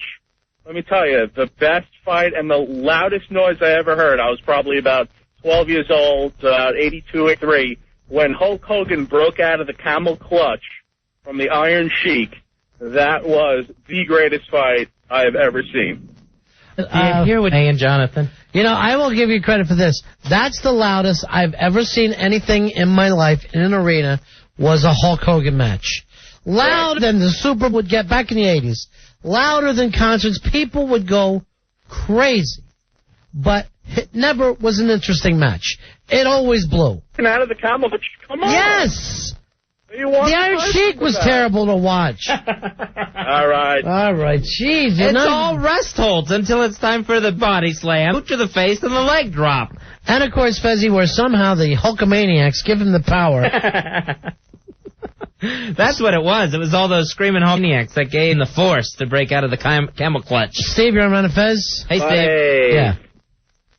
82-13. I happened to do with your comment earlier about the old guys in the ring. No, I didn't talk about all the old guys. I still like Flair. I was talking about Hogan. But you said Hogan up there in age, these old guys got to know when to get out of the ring. All right, what do you got for Now, me? you take a person like Terry Funk, who is older than Hogan. And Terry Funk, I was always happy to see him maybe in a tag team match. But I don't expect to see Terry Funk headlining a WWF thing, and he did when he was there. Well, absolutely. He was never a headliner. He'll always call himself the old man. Correct. Not But on your also roll. Some of the craziest moves off of the top rope down into the stands. I saw him almost break his leg one time, and the guy He does the same thing. Yeah, he always the crazy thing, flip backwards. That moonsault. Yeah. The guy always kept going. That's all I have to say. All right, that's beautiful. You really straighten this out. Here's Steve. Steve, you're on Run of Fez. Come on, man. Hey, Steve. Yeah. Talking about Hogan, huh? How about the time he took on Andre the Giant in the WrestleMania and he slammed Andre the Giant? Mm-hmm. WrestleMania 3. That wasn't bad. The only problem is with Andre the Giant, though, it just never really felt right, though. It's like always like he was just beating up a retard, though. It was Well, they found someone slower than Hogan. And with less moves. There's only so much you could do there. At least as a big guy, Andre was interesting to look at, but it's not like he could wrestle either. George, you're on Run of Fez. Hi, George. Yeah, buddy. What's going on? Why do two of the biggest wrestlers, The Rock and Hulk Hogan, have the weakest, wackest finishing moves? Because the elbow sucks, and the leg drop is like, okay, nobody, I'm proud of that. Yeah, I mean, what is get out of that? How is that worse than your whole body falling down? The leg drop is supposed to be like a guillotine, an axe snapping down? Where it's coming down across your... But if you were going to on me, Fez, what would hurt more? If you put a leg on me as you jumped, or your whole body? Probably my whole weight, Ronnie. Yeah. I'm big. And then the elbow is the weakest. I can't imagine if laid there and you dropped the leg on him, Fez, I don't even think he would be hurt. But if you dove across his chest, you break his sternum. See ya. I'd see it. Thanks for the call, George. And your perspective. John, you're on Run of Fez. Hello, John. Hi, how you doing, guys? Cool. Boys. Hey, I just want to let you know that in the early 70s, I went to Pennsylvania University of Scranton for a concert, and we saw the Mahavishnu Orchestra. I was there with a bunch of my guitar snob friends. They're but great. hold it, the opening act, Aerosmith. Ah. And they got booed off. Thank you Yeah, very much. that would happen. Aerosmith getting booed off. Mahavishnu, everybody sitting there getting their hair blown back. I think we one more pair of tickets if you want to go tomorrow night. I'd love it. All right, it's the last waltz, Fez. And you got the last pair. Last waltz at the Ziegfeld Theater. That's thanks to Rhino Entertainment. That's tomorrow night. Martin Scorsese, Robbie Robertson on hand for the re-release. Look for the Last Waltz 4-CD box set on Tuesday, April 23rd. Maybe the best concert film of all time. The DVD will be coming out on May 7th. For more information, check out rhino.com. We're going to take a break, and we'll be right back. It's the Ron and Fez Show. Ron Fez. 102.7 WNEW. Hi, you're on Ron and Fez. It's George Clinton. What is it? How will I know if I'm shaking it? The mothership has landed. The mothership is here. Hey, a tail ain't nothing but a booty. Hey, tail is nothing but a booty. And a booty ain't nothing but a butt. How you doing, man? George Clinton, we were wondering what happened to you tonight. Hey, man, I'm in here trying to cook up some new funk, and I was trying to get out of there. You're cooking new funk. What's happening tomorrow night, George? At the World. We're going to be doing it. We're going to be doing it. We're going to do it if the butt wet. How y'all do that? We're going to be knocking them out. Let's hear another bark, George. Huh? Let's hear another bark. Another bark? Yeah. Another bark. Hey, you got into with Prince? Oh, yeah, it's called Brother, Can You Paradigm? Can You Paradigm? Pump, fake, fade forward, jump, slam, dunk in your face. Brother, You Paradigm. Now, any chance he'll ever show up with you anywhere? Oh, we always show up with each other every now and then. I mean, there's a chance, there's a chance I might show up, but I tell you what, wherever his after party's at tomorrow, I'm going to be there. Yeah. You're going to be there. I'm going to be in there somewhere. I'm going to get some of that. You got to get some. George, you got to get some of Joe. You know you do. You know what I'm saying? I'm going to go with MP on him. Now, how many people are in the All-Stars right now? Oh, about 35 and a half. 35. What happened? What happened to the half? Well, you know, every once in a while somebody have to take off in the middle of a song. Sometimes they just leave. Oh, yeah, but that's why we got so many. We got, you know. As they wander off stage in the middle of the show, you don't even notice. We got tag team. Right, it's true. No, you do. Now, I notice that sometimes they'll think, oh, there's a roadie, and the next thing I know, he's singing. Yeah, but everybody's got ambition. Everybody's got ambition. That's true. And that's why it's always good. Everybody feel good doing it because they, you know, a wannabe that's going to be. Uh-huh. And then, you know, so we have so many, so you can go ahead on and get tired if you feel like somebody's ready to take your place. That's true. If you get tired, Fezzy, you just leave for a while. Right. And you can tag up. And that's what, like, Megger never understood. You don't have to be out there the whole time, Meg. No, if there were 30 more Stones out there, he could tag up once in a while. He can go get them. Because sometimes it feels like there's a P-Funk party behind the stage. Oh, there's a party up under the stage. There's a few out in the audience. Look around. Yeah, right. You can usually smell it going on. I'm trying to tell you. We smell what you're cooking. Hey, no one knows where the nose goes when the door's closed. That's what I tell you. Never know where the nose goes where the door's closed. Okay, Sir Nose is part of the group. You know that, right? Yeah, right. Sure we do. Nose, he knows grows. Yeah, no one knows where the nose goes. When the doors close. All right, George. Some stinking, I want some. Some stinking, I want some. Smell like a skunk and I some. All right. He wants some, Fezzy. He wants some. Do fries go with that shake? Hey, with a shake like that, who need fries? That's true, Fezzy. With a shake like that, you don't need fries. George Clinton and the P-Funk All-Stars. There's no. Tell the people to bring an extra booty when they come tomorrow, though. Hey, a tail ain't nothing but a long booty. Yeah, well, we finish with a short. And a ain't nothing but a butt. Say, baby, please tell me you don't sip in that. Tomorrow night, there's no show like it alive. George Clinton and the Funk All-Stars at the World. The World at 43rd and Broadway. That's downstairs at WWF New York. Doors open at 7 o'clock. It's all ages, of course, 21 tickets at the box office, 212-398-3439. Hey, come on, take what your mama gave you. That's right. P-Funk. See you later, Sir George. Okay, fly on. All right, we're going to fly on now. We're going to fly on. All right, that's it. All right, is that less of an interview than a call and response? I was George Clinton. We talked to Ray at the end of the show last night. The very last thing we did. So tonight, what time was the show, Fez? 8 o'clock? 8 o'clock was at the World. All right, so there's no show like Parliament Funkadelic with the great George Clinton. Spy report. We got somebody down at the World right now, Fezzy. I'm going to give an update on the show. Scott, what's happening with P-Funk? Hey, what's up, fellas? Yeah, I'm down here. What's up, buddies? Yeah, they just got on stage. They're getting ready to go. Buddies should come here. It's going to be P-Funk. We're going to get crazy. All right, only an hour late? Yeah, that's all right, though. What's wrong with them? It's an hour more to drink. All right, now you sure that's coming out, an opening act? No, the opening act was canceled, apparently, from what I've heard. That's always a good sign. Yeah, of course. But, yeah, for the tickets, and, let me give a shout-out to Fezzy, say what's up! And, thanks, Scott. Let's back later. Only an hour late. P-Funk has never been that punctual. All right, a couple people saying, where's the last Waltz show I just won tickets for? That's at the Ziegfeld Theater, the world-famous Ziegfeld. What's the address on that, do you know? Is that 54th Street, or? 54th Street, yeah. Yeah. 877-692-1027. Another sport. Spy report. Hey, it's Will. Will, you're on Manifest. Hey, Will. Fellas. Hey, man. Okay, big spy report. I know that Prince at Lincoln Center tonight playing. So if you know anything about any late night clubs, there's probably going to be a club with George Clinton and Prince in it after party someplace. They ought to just do it at the World. You know what? He may show up there. Prince may actually show up there because I was at a show a couple of years back, him and Shotgun and Graham Funk Railroad. Graham Funk Railroad.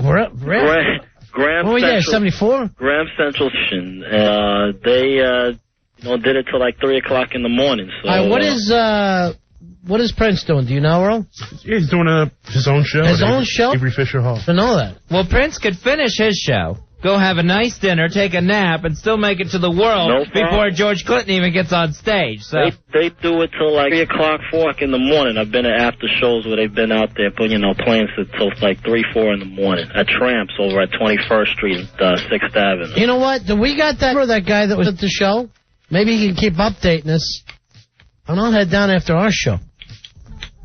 Check it out. Thanks for the report, Will. All right.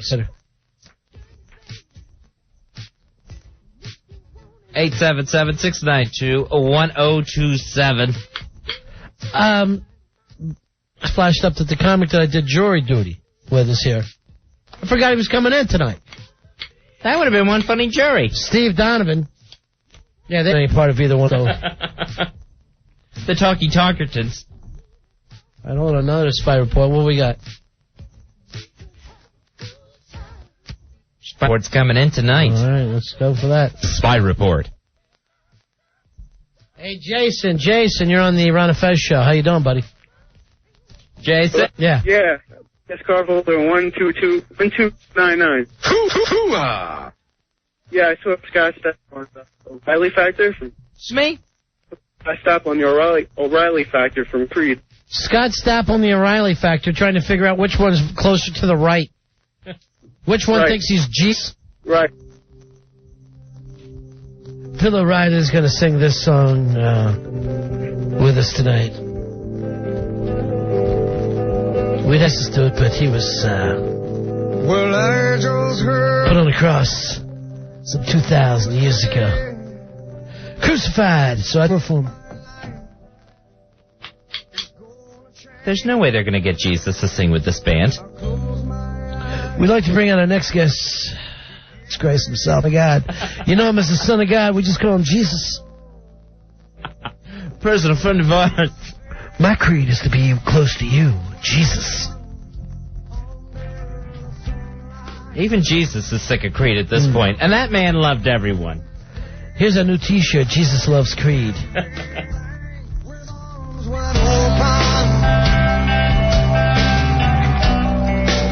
Oh, this is awful.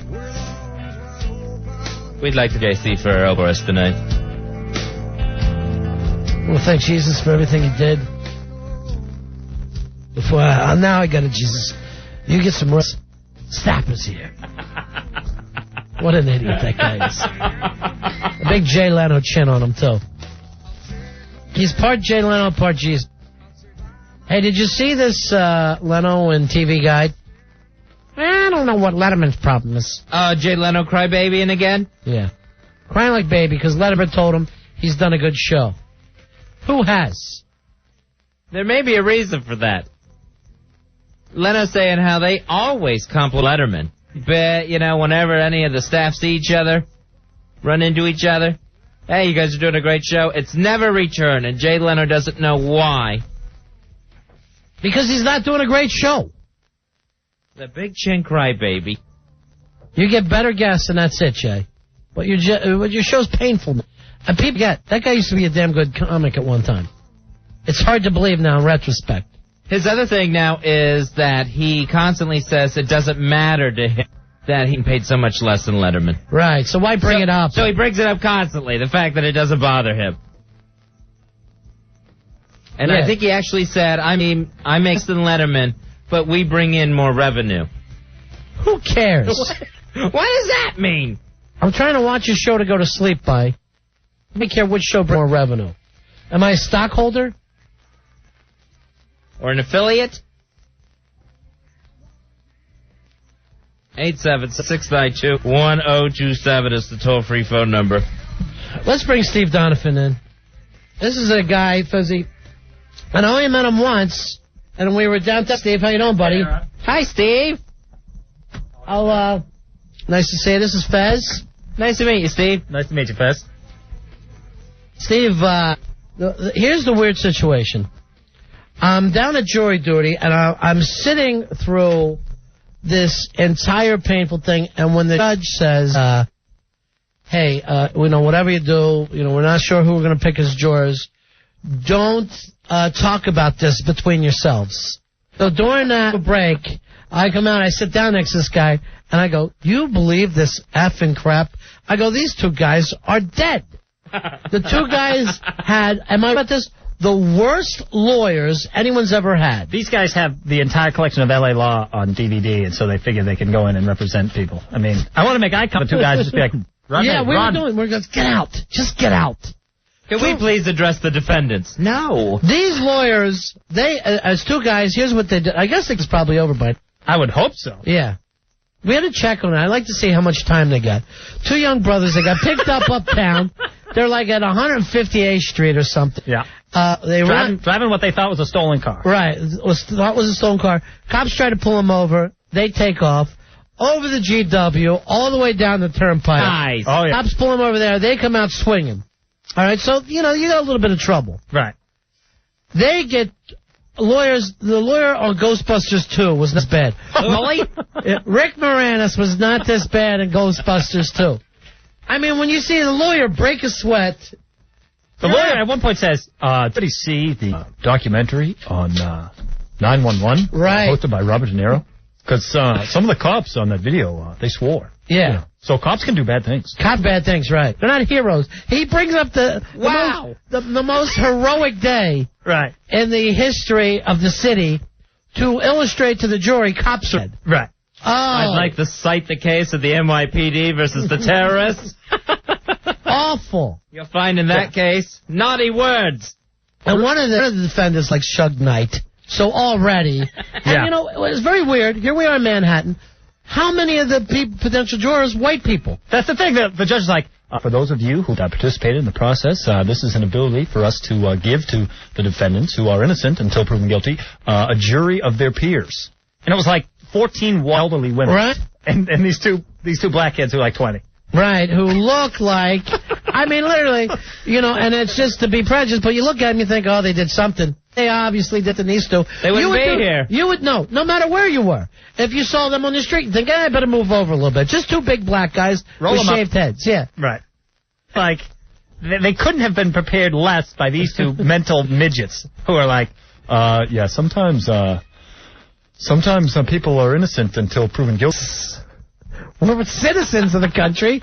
We're from America. We understand. Like teaching first graders the legal system. Like he's got, let's go over the state capitals first, just so everyone's on the same page. At one point, he starts pulling out his collar and goes, is it hot in here? That's a bad sign. And the defense lawyer stops. Can I call my mother? Yeah, it was awful. It's always bad if you get one that starts off saying, we have a thing in this country called the Constitution. Right. When you go vaguest argument whatsoever. Right. The point's moot, which lawyers love to say. Yes. Something's moot. Although, you hear that term a lot. You even know what it means? No. I don't think it matters whether or not you know what it means. Yeah, what is a moot point? Wouldn't it be a mute point? I think it's like mute. I just always assume it's you mute. Can't hear it. I mean, the word mute. Right. But it seems like mute would actually be a better definition. It seems like it's so close to mute that I'm just going to believe that it's that moot and mute, same thing. I know what a moot point is. No. And yet, how many times have you heard it in your life? People constantly say it. They say it when they don't know what it means. It was in Jesse's Girl. But Springfield, cunning linguist. Yes. The point has brought me moot. Yes. Wouldn't the point bring you mute? Oh, I thought he said the point was probably moot. Yeah, it's probably moot. Yeah. Oh, what did you think? I always thought the lyrics were, the point has brought me moot.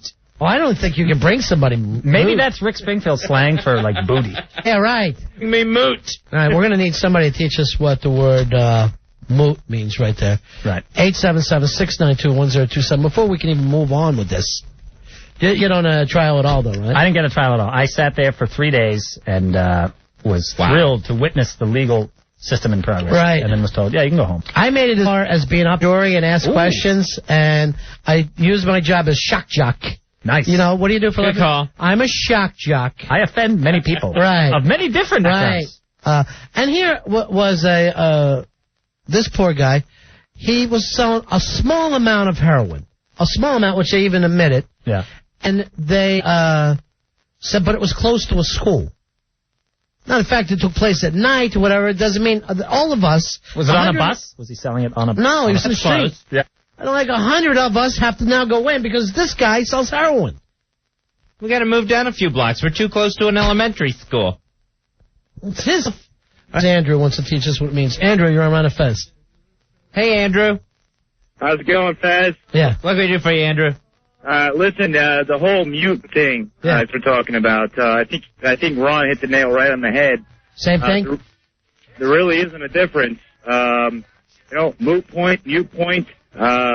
Basically when you hear somebody say it's a moot point, you basically want to pick up the remote control and say, hey, there's no point listening to this any further.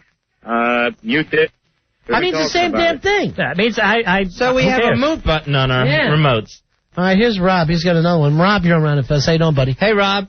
What's going on, fellas? Nothing, man. A moot point is one that is inconsequential to the outcome of an argument.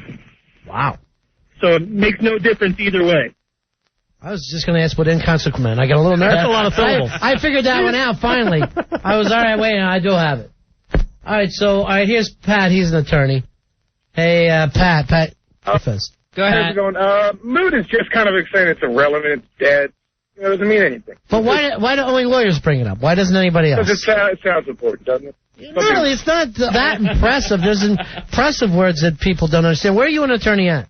I'm in New Jersey. I just got admitted. Hey, I got to tell you this, and we just did jury, Steve and I were talking about. I would have always thought that the Manhattan lawyers would have been the best in the world. You would have thought that was the varsity team. Yeah, you would have thought this is it. It's the time. Yeah. These guys blew, Pat. Whew. Probably a public defender. They can't afford any better. Yeah, well, what's a public defender get a year? Oh, geez, probably like $30,000. Well, he's still over at that. Still overpaid. That wasn't a $30,000 wardrobe we were paying. No. You would still think the city would have the best public defenders. Right. The thing is, a suit should mean matching pants and right off the bat. You shouldn't be able to come in and have one be a little darker than the other. I knew this attorney that was, he delivered pizzas on the side of my town. No, you're kidding me. Swear to God, he was always on time. Yeah, right. He was always on time. And if he didn't get a good tip, he'd sue. He would sue. 877-992-1027. No, you got another word for us, Fuzzy. See if we can guess one. All right, here's something. I think I heard this over the weekend with the Middle East crisis. Okay. Maybe it was with the dinner or something. They were saying somebody was speaking very pragmatic. No, that's when I hear people talk pragmatic. That has to do with your knees. Yeah. People talk pragmatic. I don't know what that one means. The senator or the president was being very pragmatic about China. Well, we should be very pragmatic here. Before we move on, this might be moot. Right. we should be pragmatic now.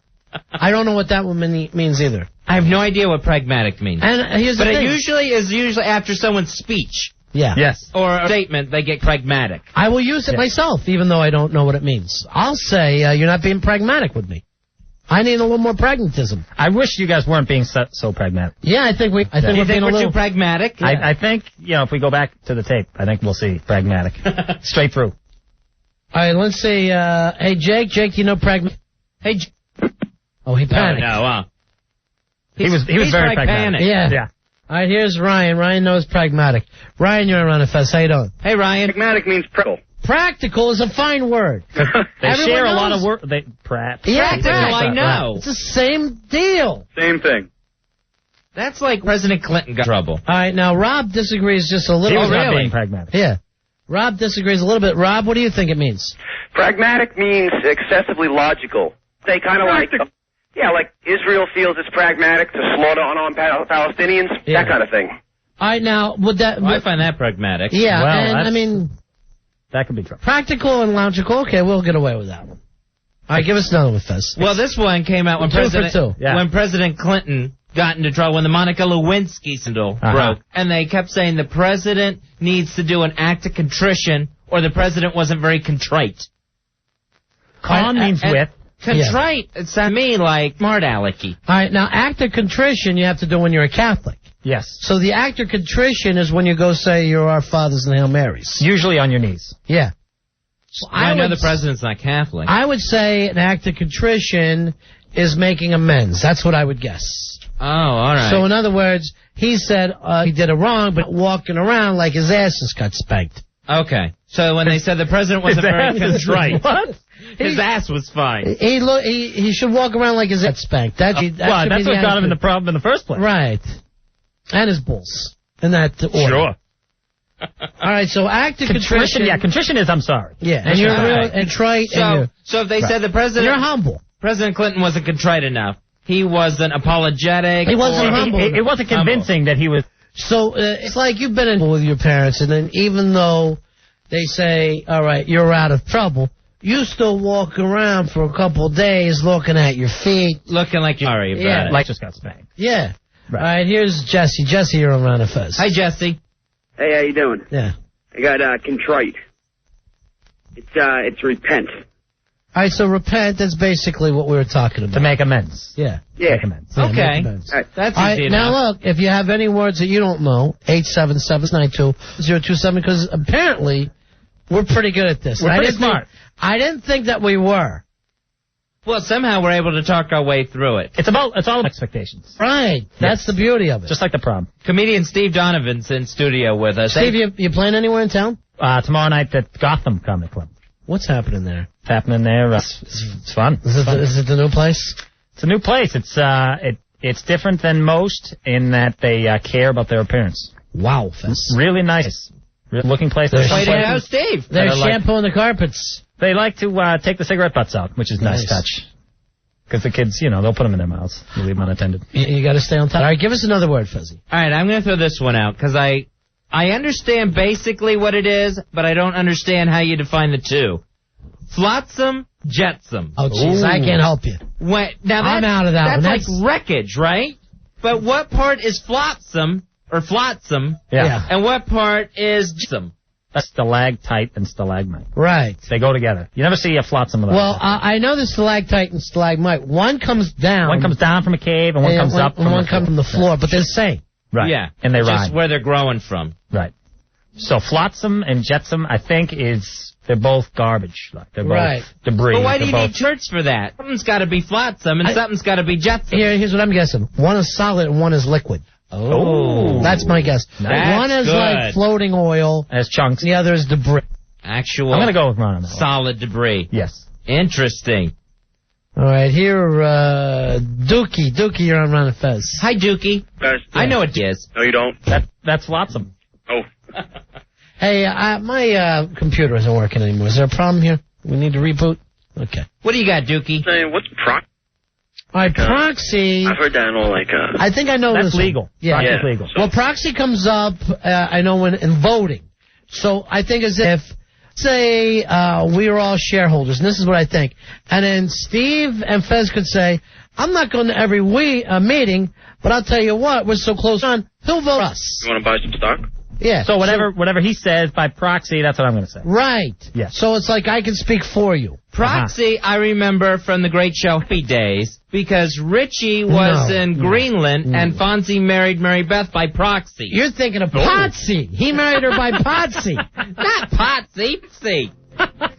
So the guy stood in for him. Yeah, Fonzie stood in for Richie because he was in Greenland. God bless him. All right, So I always thought proxy meant good. Oh. Alex, you're on Ron and Fez. Hey, Alex. On Ron and Fez. I just want to know, what does somebody mean when they do something for posterity? For their ass. For the future. Yeah, to kind of be known by. A legacy. Yeah, a legacy, if you will. All right? So for posterity, maybe you'd leave, you'd buy a wing, something. Would that do it? Or Yeah, like for posterity you put together a scholarship. Right. Like your school. All right, how do you spell that? I don't. Very slowly. Yeah. Okay. You'll I'm hurt. not going to help with spelling. Use a spell check. It's the 21st century, for Right. God's sake. Use it for posterity. That's what I tell my kids. You don't have a spell check? You guys are bugging me? I'm enjoying a television program. Daddy's high. Last thing I need to hear is spelling words. I wonder, what grade you think you walk into? Like, could you get now and pass a 5th grade test? Probably not. No. Not By myself? math? If I could cheat off someone. Yeah, I could. yeah. At your size, of course you're going to I'm be able taller. to cheat. You know. I wouldn't be able to do the math. I wouldn't be able to do the sling. I could probably fake my way through the history, but no way Jim. Jim would kill me. I'm not climbing a rope. Well, if it's kickball, I'll crush them. Oh, You just dodgeball? have to get there on the right day. Yeah. I will leave with all their lunch money if it's dodgeball. You don't want to be there for Presidential Fitness Seal of Approval Day. If it's dodgeball, you could end up killing a child. I probably hit him too hard, and I feel as bad as anyone. All right, He'll walk again. TJ knows you're Jetsam, float, whatever the hell it is. Flotsam and Jetsam. All right. Hey, guys, how you doing? Hi, TJ. Now, Flotsam and Big ass Jetsam... card number 2000 and something, but I'm driving and my card's in my wallet. Now, the Flotsam and Jetsam act were an old Volvo act, I believe. Really? Yeah. No, it's really easy. Flotsam is the feed that's left over from something that was floating, like if a shrimp... Yeah. The stuff that's left over is floating on the surface. All right, so that would be what? Flotsam. That would be like... Floating, flotsam. Let's say if it was tables, whether it's Like the lighters, Titanic. no matter what it was. Like Leonardo DiCaprio in Titanic. Right. When the He eats Titanic sank, flotsam. the stuff that floated to the surface was flotsam. Uh-huh. The stuff that they threw off to try to make the ship lighter, they jettisoned. So you do that yourself. Right. Stuff So that you start throw with off the back of the jetsam. ship, that's jetsam. Jettison. In movies, are always submarines. Or always, let's have everything here. Let's clear our tubes. That's jetsam. So how do you know when you look at something whether or not it was flotsam? You'd have to know. or jetsam? I don't know. Yeah, see, that's the problem. See, then you get into difficulty. So are two separate things.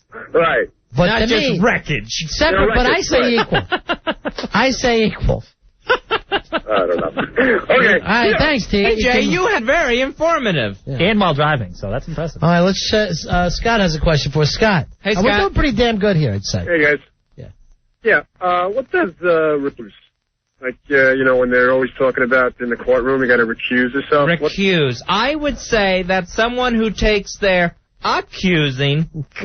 Oh, I recuse. Yes. Or they could do it again. Right. Oh, you're re-accusing. You're Right. recusing. You're a murderer. You're a murderer. That's recusing me in this case. I'm faced by recusers. I think you mean recluse, and that's a guy who stays home, so it's no big deal. That's Hawk. I don't know that one. Recuse is like you excuse yourself, but sound smart. Say like, let me recuse. Yeah, that's what the British do. Recuse myself from voting proxy. If a British guy farts, he says, let me recuse. Excuse me. Yeah, recuse. All right, John, you're on the Fez. Hello? Yeah. Is this John or Steve? This is Steve. Oh, I'm sorry, Hey, Steve. I hit the All wrong right. button. I got a word for you. Yeah, sure. Stream. That was in the 80s. That means bad band. Yeah. Very good band, No, I actually, like yeah. it. Shelf life. That means shelf life. Smithereens. Wouldn't you have, you would think like a smither would be a set of smithers or something. I Right. just don't get it. Isn't smithereens like you blow something to smithereens, Well, right? here's what it is. A smith was like a blacksmith back in the day. He would make stuff, anvil, and stuff real hot and bang it and shape it. Sure. So the smith is banging stuff and making stuff, and so there's little parts left over, and that's what the smith made, and so the little Smithereens. He ate them to smithereens. That's it. All right, you see that? Yeah, it's a lot like Flotsam and Jetsam. All right, Steve's coming. Yeah, he's good. Or it could be his horny daughter. You never know. Either way. Either way. It doesn't matter, really. John, you're on the Fez. Hi, John. What up, buddies? Hey, buddy. What the F does dogmatic mean? I have no idea. That is a perfect word that everyone throws out. No idea. Now, dogma kind of means when you're holding to your beliefs, correct? Well, my karma actually ran over my dogma. Ah! You might hear that sad. quite a bit. That's What, does your dogma hurt? Who was driving? Oh, the Pope. All right, so is dogma fit in with dogmatic? I would have to say it would. Dogmatic pertains to your dogma. See, I hate that when anyone defines a word using the same word. So does pragmatic have to deal with your pragma? Yes. I mean, for me, the whole dogma thing always means like a system of beliefs. A system of beliefs that you're not really getting off of. You're kind of hardcore about it. And you just go around with your beliefs. So if you're being dogmatic, then you're sticking to that. Yeah, you're not open. Yeah. Okay. That's it. Not open-minded sounds good. I'm going to go with that. Steve Donovan's with us tonight. This is the smartest man alive. I can do all this stuff. And told us a fascinating story about a blacksmith.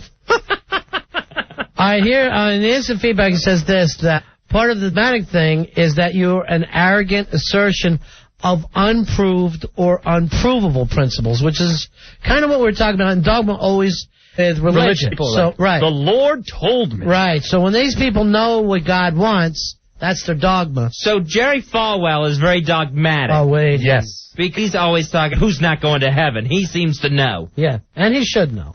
Because he talks to Jesus. Quiet. He talks to him very, very quiet. They were in the same Sunday class. Well, he's a big together. fan of Creed, so that would only go together. Sure. 877-692-1027. All right, we're getting a Spy report. spy on Clinton and the P-Funk All-Stars downtown. George, our new buddy who we talked to last night. Scott's at the show. Scott, how are you? Hey, what's up, pals? Hey, pal. What's up, brother? Yeah, what can we do for you? I'm just calling and tell you, give me a call. I'll find out what this after hours party is. I got a cute chick with me. You're a little whacked out yourself. Yeah, no, I'm definitely whacked out myself. What is the show like tonight? What is George Clinton like on stage? Dude, what's she wearing? He hasn't actually made an appearance yet. It's just P-Funk. All right, see, that's the problem with going to see George Clinton, is that he's not I figure always he's there. going to be here in another 2 hours or so. That show's scheduled to start at 8 p.m. Yeah, we got tickets if you want to go down. I don't think we'll show up before 11. We're off at 11. I don't want to wait around 3 hours. Yeah. Well, what if Prince is there? Then we could be, oh, geez, I was there the night the Prince came out. Or those guys. What the hell, we'll lie about it anyway. All right, stay close, Scott, all right? Let's sober, buddy. All right, but P-Funk is on stage. Hey, Jason, you're on Run of Fez. Hi, Jason. Hey, guys, how you doing? Yeah. All right, I got a pair for you. Yeah. Plethora, paucity. I don't know about paucity. Plethora, that kind of means a lot. Plethora is like a cornucopia, right? Well, that one just confused me. Plethora is bunches. Bunches, yeah. A wide assortment. Right. Cornucopia is a horn of plenty, isn't it? It is a horn o' plenty. Yeah, that's nice. And I think the concert was for a horn o' plenty. Yeah. And all right, so there's Plethora for you. I just want to know that guy at the concert, his version of a cute girl. Because I don't think we're all going to agree on that one. Right now, the guy on stage wedding dress, the Bride of Funkenstein. Hey, Lincoln, you're on Run of Fez. Hey, guys, what's going on? Yeah. Big-ass card holder number 9140. All right, cues. It's not something you can actually do. You have to be asked to be recused. It's like when you have a special interest in a case, the judge knows, lawyers defend, whatever. The lawyer says you have to recuse yourself. You have to get off this case. You have a personal interest in it. So the judge will tell you? No. You tell the judge. Oh. Or it could go both ways. It's only like, So it sounds exactly like excuse. Yeah, but it's more formal. British. See, British. That's what we said. It's like, afraid not, afraid so, withdrawn. It's legalese. All right, thank you very much. Legalese. Is afraid not legalese? Yes, afraid not is legalese. That's in the judge of the clubhouse. Right, for children's lawyers. All right, let me throw this one out. Oh, God. What does esoteric mean? I hear that a lot, and the only thing I can think of where there was that hand cream called Esoterra or whatever it was that was supposed to give age spots, liver spots on your hands. Esoteric. Now, the weird thing is here, I think I use this word, and yet I don't know what it means. I thought esoteric was out of the norm. You're right there, Hawk? Like when Hawk decides to tear down the studio. That's usually out of the norm. Esoteric. Esoteric is something that is, you can't see it, or it's like an idea. Like you can't see it or touch it. All right. But it's intangible. So it's a ghost. Right. Ghost, yeah. An intangible ghost. All right, so esoteric. I still think we're doing pretty good here. Yeah, we're not doing bad. No. If anything, give us a B. The English teachers want to call up and try to... We'll fight. Yeah, we'll take their lunch money. Rory, you seem like you went to college. Seem like a smart kid. You don't know the esoteric one for sure? Any idea of esoteric? At all, Rory? Yeah, a little bit. A little bit? You either know it or you don't. That's not very convincing. It's kind of like it has to do like a small group of people and stuff. And no, it doesn't have to do with people. No, I mean, people would use it that way. That's an esoteric group of people. Right. But it doesn't mean it's a group of people like a gang. IKEA boy said obscure. That's kind of the way I was using it, obscure.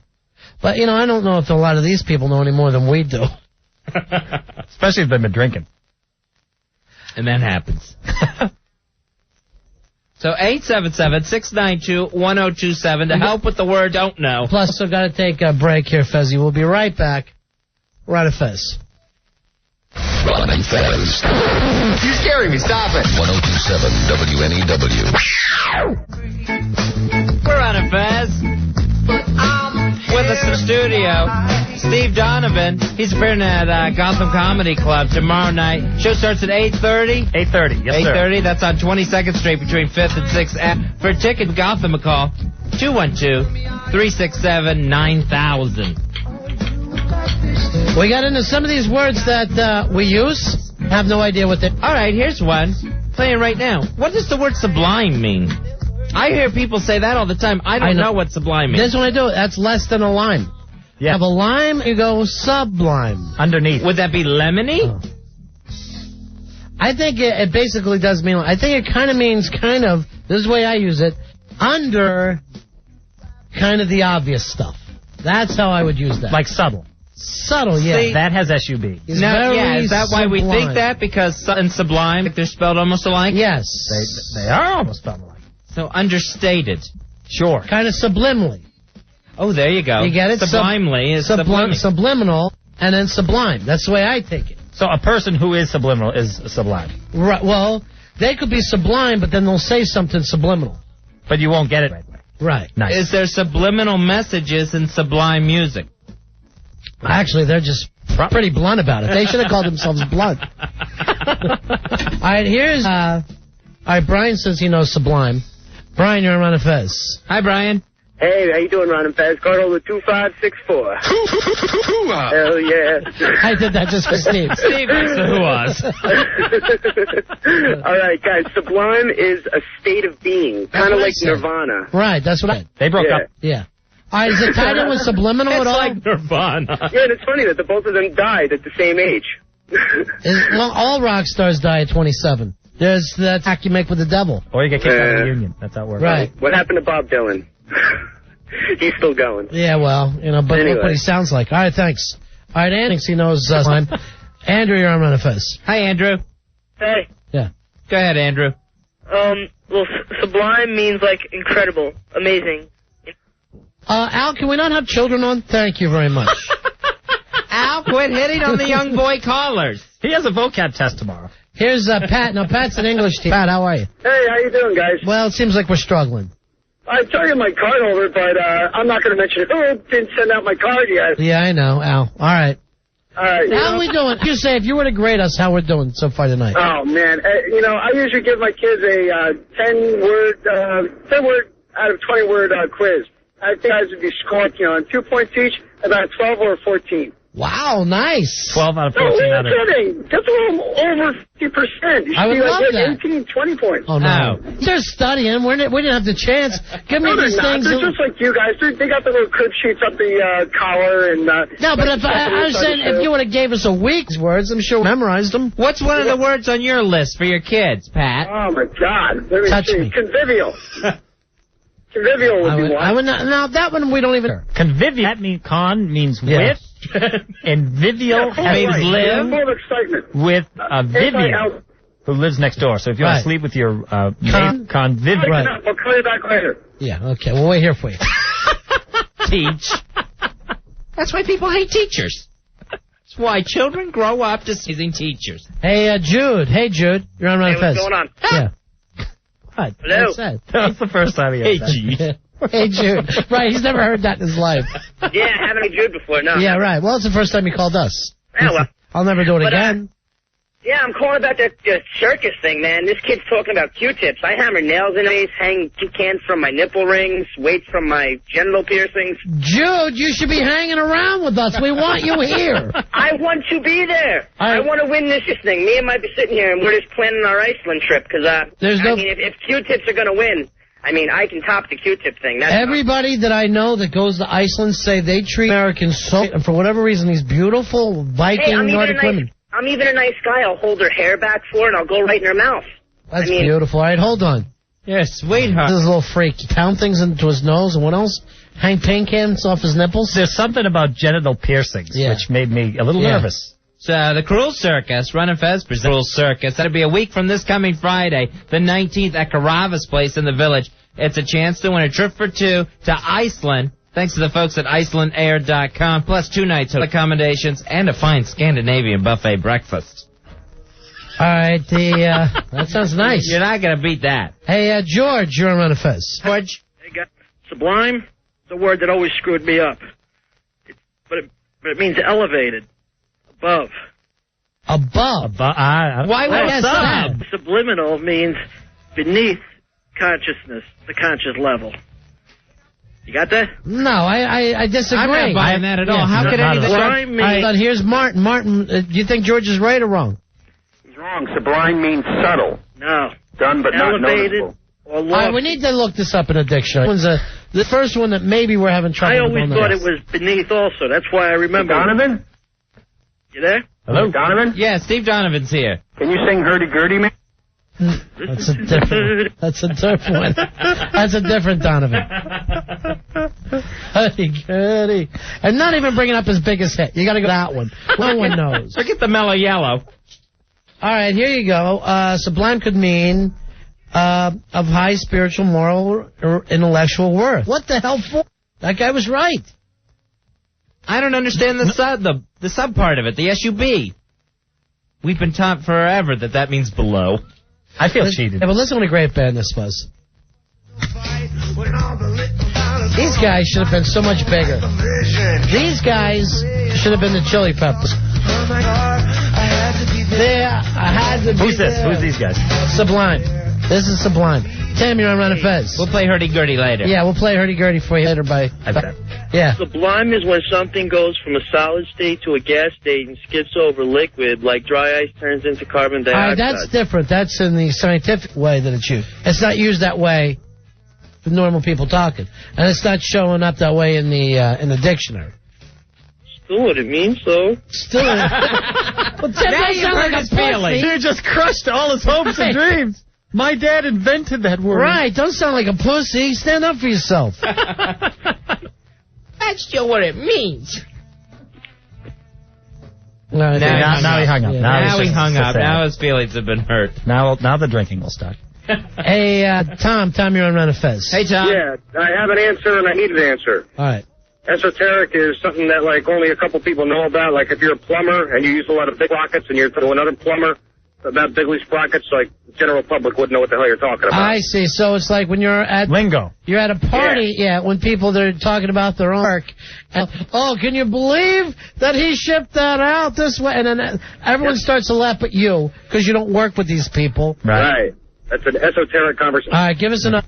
What the hell is a paradigm? Paradigm shift. Yeah, you always hear it in paradigm shift, and it's basically like they'll use one. Well, there's been a paradigm shift in the way people buy sprockets. They will act like suddenly everybody. Here's the way I'm going to guess that it means. Right. Everybody kind of the movement at the same time. Is there any other kind of shift? Without talking, without talking it over. That's the way I take it. Okay, I thought it was an option for my car. All right, hold on. Let me look it up here. It seems paradigm shift actually destroy the universe. I wish. Sure. I wish. That's all. That's my only prayer. Cause some sort of vortex. Right. All right, one that serves as a pattern or so basically, everybody does it. It's everybody does it. It's the pattern. Okay. All right. That everyone's going along with. Yeah. Everyone's following the pattern. I think we are 1920, by the way. Yeah, very well. I'd say that Pat English teacher guy. You know, and so many of these people that are English teachers touch the kids. I mean, it's in the paper. It's unfortunate. Yeah, unfortunate. Like some of the kids that like it, for them, it's fortunate. Sure, their side. For those lucky few. Yeah. Not that there's a lot, but some. Yeah. Let's not forget some kids would be abused. Oh, they just asked for it. And shaking their little money makers. Hey, you gotta shake like that, you don't need fries. I'm George Clinton. See me tonight if you show up. Ann, you're on Run a Fez. Hello, Ann. You mean the lovely Ann? I doubt it, but go ahead. Whoa. Why you iota? Anyway, I'm about the smithereen word. Yes. Although that was a wonderful explanation, and if you say it with enough confidence, people will believe it. It actually comes from the Irish word schmittereen, with a little tiny piece. So if you blow someone to schmittereens, you've blown them to little tiny pieces. Here's the smithereens. With your rock. Here's the spins on 102.7 WNEW. Where New York comes to rock. We're back. All right, sorry, honey. Bye. That might have been the worst brogue I've ever heard in my life. Yeah, she was awful. And Irish people, oh, God, how they stick together. She was probably Canadian. Yeah. She's Irish on her Canadian side. 877-692-1027. Comedian Steve Donovan's with us. He's appearing at Gotham Comedy tomorrow at 30. Where he's very proud that they vacuum. They're going to run the sweeper for you. That's a nice place. That's all I'm saying. The ashtrays are cleaned out nightly. It's a nice place. So you can check out his very avant-garde show. The avant-garde comedy. Not one. I couldn't. That means avant-garde. Avant-garde. Because there's a lot of fart jokes in my. People love to throw that one around constantly. Avant-garde. I think that's like when you're going to fight someone with a sword. No. That's just en garde. En garde. Right. Avant-garde gets used a lot. And for, like, the Velvet Underground, people that aren't part of the mainstream. They're a little artsier. They're a little off to the side. Okay, outside the norm. Right. Avant-garde. Avant-garde. And then I guess once you become big, like probably Moby at one time, avant-garde, now he's mainstream. Now he's guard. Yeah, now he's guard. Or just avant. Sure. No, just guard. Just guard. Just guard. Yeah. I think that's how it's used. I'm not sure. I'm going to go with mine on that one. Yeah. Well, no matter what, just copy off me. We're making a paradigm. We're making a paradigm shift here. Yeah, make a paradigm shift. All right, I'm waiting for somebody to give us an answer to the other for sure. 877-692-1027. All right, Joe's got this one. Joe, you're on Ron and Fez. How are you? Hey, Joe. I got avant-garde. Whoa. Hey, afterward. Avant-garde. It's actually a woman. She got like mace in her purse, sometimes a little club. Avant-garde, you know? You're just being an idiot. Quit being silly. Seriously, this is not a comedy. This is a very serious show that We're we do discussing here. Right. English. That guy did the same thing when he was in class. Yeah, right. And then he giggles halfway through it.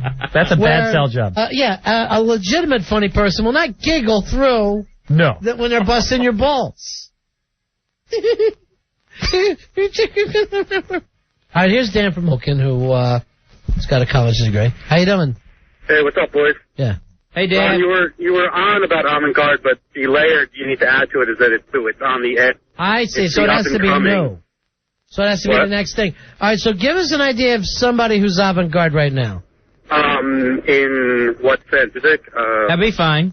I don't know, because I'm not avant-garde. All right, so in any kind of way. In dentistry, architecture.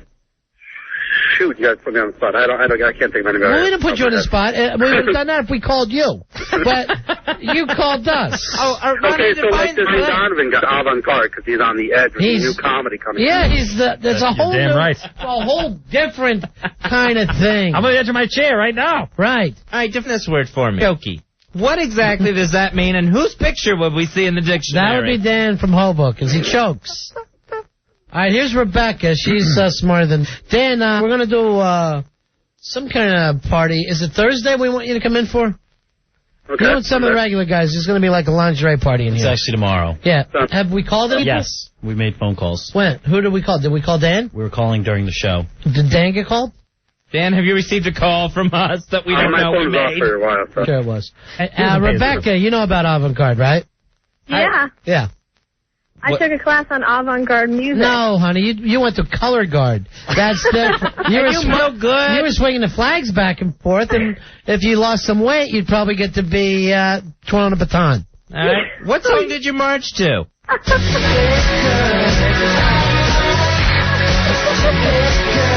Hi, Rebecca. Tell us what it means. It means progressive, on the edge, doing some new. Somebody like that. Garbage was very avant-garde in their day. In their day, nobody could be bigger than with garbage. With electronica, with the bar and the... So now you're reaching back to 93 to say garbage. Why, because there was a girl singer? Because they're pretenders. Right, like Cage, playing inside the piano, Schoenberg, doing all these weird things. All right, so Cage, I can understand that. Yeah. Do we have a song called Stupid Dan? No. Damn. Well, I hear somebody else's, but thanks. Regardless. John, you're on Fez. Hi, John. Gentlemen, you guys are avant-garde. Why is that? You take it back. We don't care. Because we're outside the mainstream, we don't care how well we do. The full meaning is the forward guard. Uh-huh. So it's cutting edge. It's ahead of its time. So it's a forward guard. It's almost basketball when you think about it. It's a forward guard coming. It would be the lead. They would be the head troops in an army. All right, now in the front. Aren't those the ones that get picked off first? Hey, Chris. Hey, Ron and Fez, how you doing? Hey, how are you? Yeah, it's Chris, Big Hard Holder 1022. How you doing, boys? Yeah. Nice. Hey, World Trade Center victim. You know who's avant-garde? Who's that? Ani DeFranco. Ah. White people are so Thanks, Ron and Fez. All right, thank you very much. Thank you, Chris. Annie DeFranco, avant-garde. All right, now I'm understanding. She's outside the mainstream. She's dull. And she hates white people. have no memory. I guess their lives are This is good. So that definition, George Jefferson would be avant-garde. Really, when you think about it, sure. Yeah. Sure. He could be. In dry cleaning? All right, here's somebody working on his avant-garde. Cheer on Fez. 1621. Yeah, buddy. Just had some really good potato skins at Pizzeria Uno. Oh, no, I'm starving. Yeah, in wrestling, the Artie world of wrestling, Brockner would be considered on Brock guard. Lesnar. Now I understand. Now this is the heart of the gigantic Brock Lesnar. And we still haven't heard him talk. He's almost moot. He's too cool at talk. Yeah. All right, thanks. Hey, Anthony, you're on Run of Fez. Hey, Anthony. Hey, big ass card holder 7176. All right, buddy. Yeah, Jim Norton, very avant-garde. Well, isn't he kind of more mainstream now? Well, you know. I mean, he's selling out theaters. How about family humor? Yeah, okay. Right, for family humor, yeah. He's also very convivial, too. He's, No, I don't know that one. Well, he's sociable. He's a lively sort of chap. Oh, I see. Oh, nice. Live sort of chap. He is a lively sort of chap. I knew that when he was rubbing the fetus on his crotch today. Crinkle, That's avant-garde. He literally had a fetus in a jar, touching up with it. You can't teach that guy. No, you can't. No. And then he goes, forget it. I'm not even going to say it. It's so awful. Because what he says in the hall is worse than what he says here. Yeah, Richard, you're on Manifest. How you doing, boys? Yeah. Fezzy, belated happy birthday to you. Thank you, Richard. I have an avant-garde group for you. It's also a cult. The Wooster Group with William Dafoe. Oh, yeah. I see. Now, even though they're all big somewhere else, when they get together, they're avant-garde. I don't understand it. The Wooster Group and the Blue Man Group. Yeah, oh. Yes. Both avant-garde. Oh, no. Do you think you're avant-garde if you're selling out the big room in Vegas? When big drawing is, how avant-garde can you be? All right, we need a new room. We need a new word, Fezzy. All right, a new word. I'm bugged with avant-garde. That's old. All right. New word. Machiavellian. Has to do with Machiavelli. Yeah. That's easy. I don't even know what that means. As Machiavelli would do. That's right. Well, who's Machiavelli? Machiavelli was a manipulative guy. Yeah. And he was Italian. Yes, So there you go. That's basically, let's say, I come over and I said to you, Fez, I go, he's saying about, he thinks you're AFK. And I go to Steve, Fez isn't getting along. And you guys start to fight with each other. And he's behind the scenes. And then I'm behind the scenes, like a Machiavelli. Okay. Like, you know who would be Machiavellian was Tony Soprano's mom. Tony Soprano's mom, there you go. She's Machiavellian. And also Italian. Now, I honestly think George W., with the Mideast situation, may be working a Machiavelli angle. He's telling, Israel, hey, I don't want you, but behind this he might be saying a whole different gimmick, and we don't know it all. Okay. Yeah. All right, so now I can understand that. Manipulative to live. Now, who was Machiavelli himself? That's the problem. Yeah, that one I don't know. Or maybe Johnny knows. Johnny, you're on Manifest. Hello, Johnny. Big ass card holder, scene 50. Guess what? That's how you get it. Machiavelli was a prince of the Borgias in Renaissance Middle Italy. Right. You're thinking of Prince Machiavelli, the perfume guy. I'm thinking of him. Not a day goes by. And I didn't mean Dago. When I said not a day goes by, right. I don't mean the Italian people. Sure. No. They're wonderful. Yes.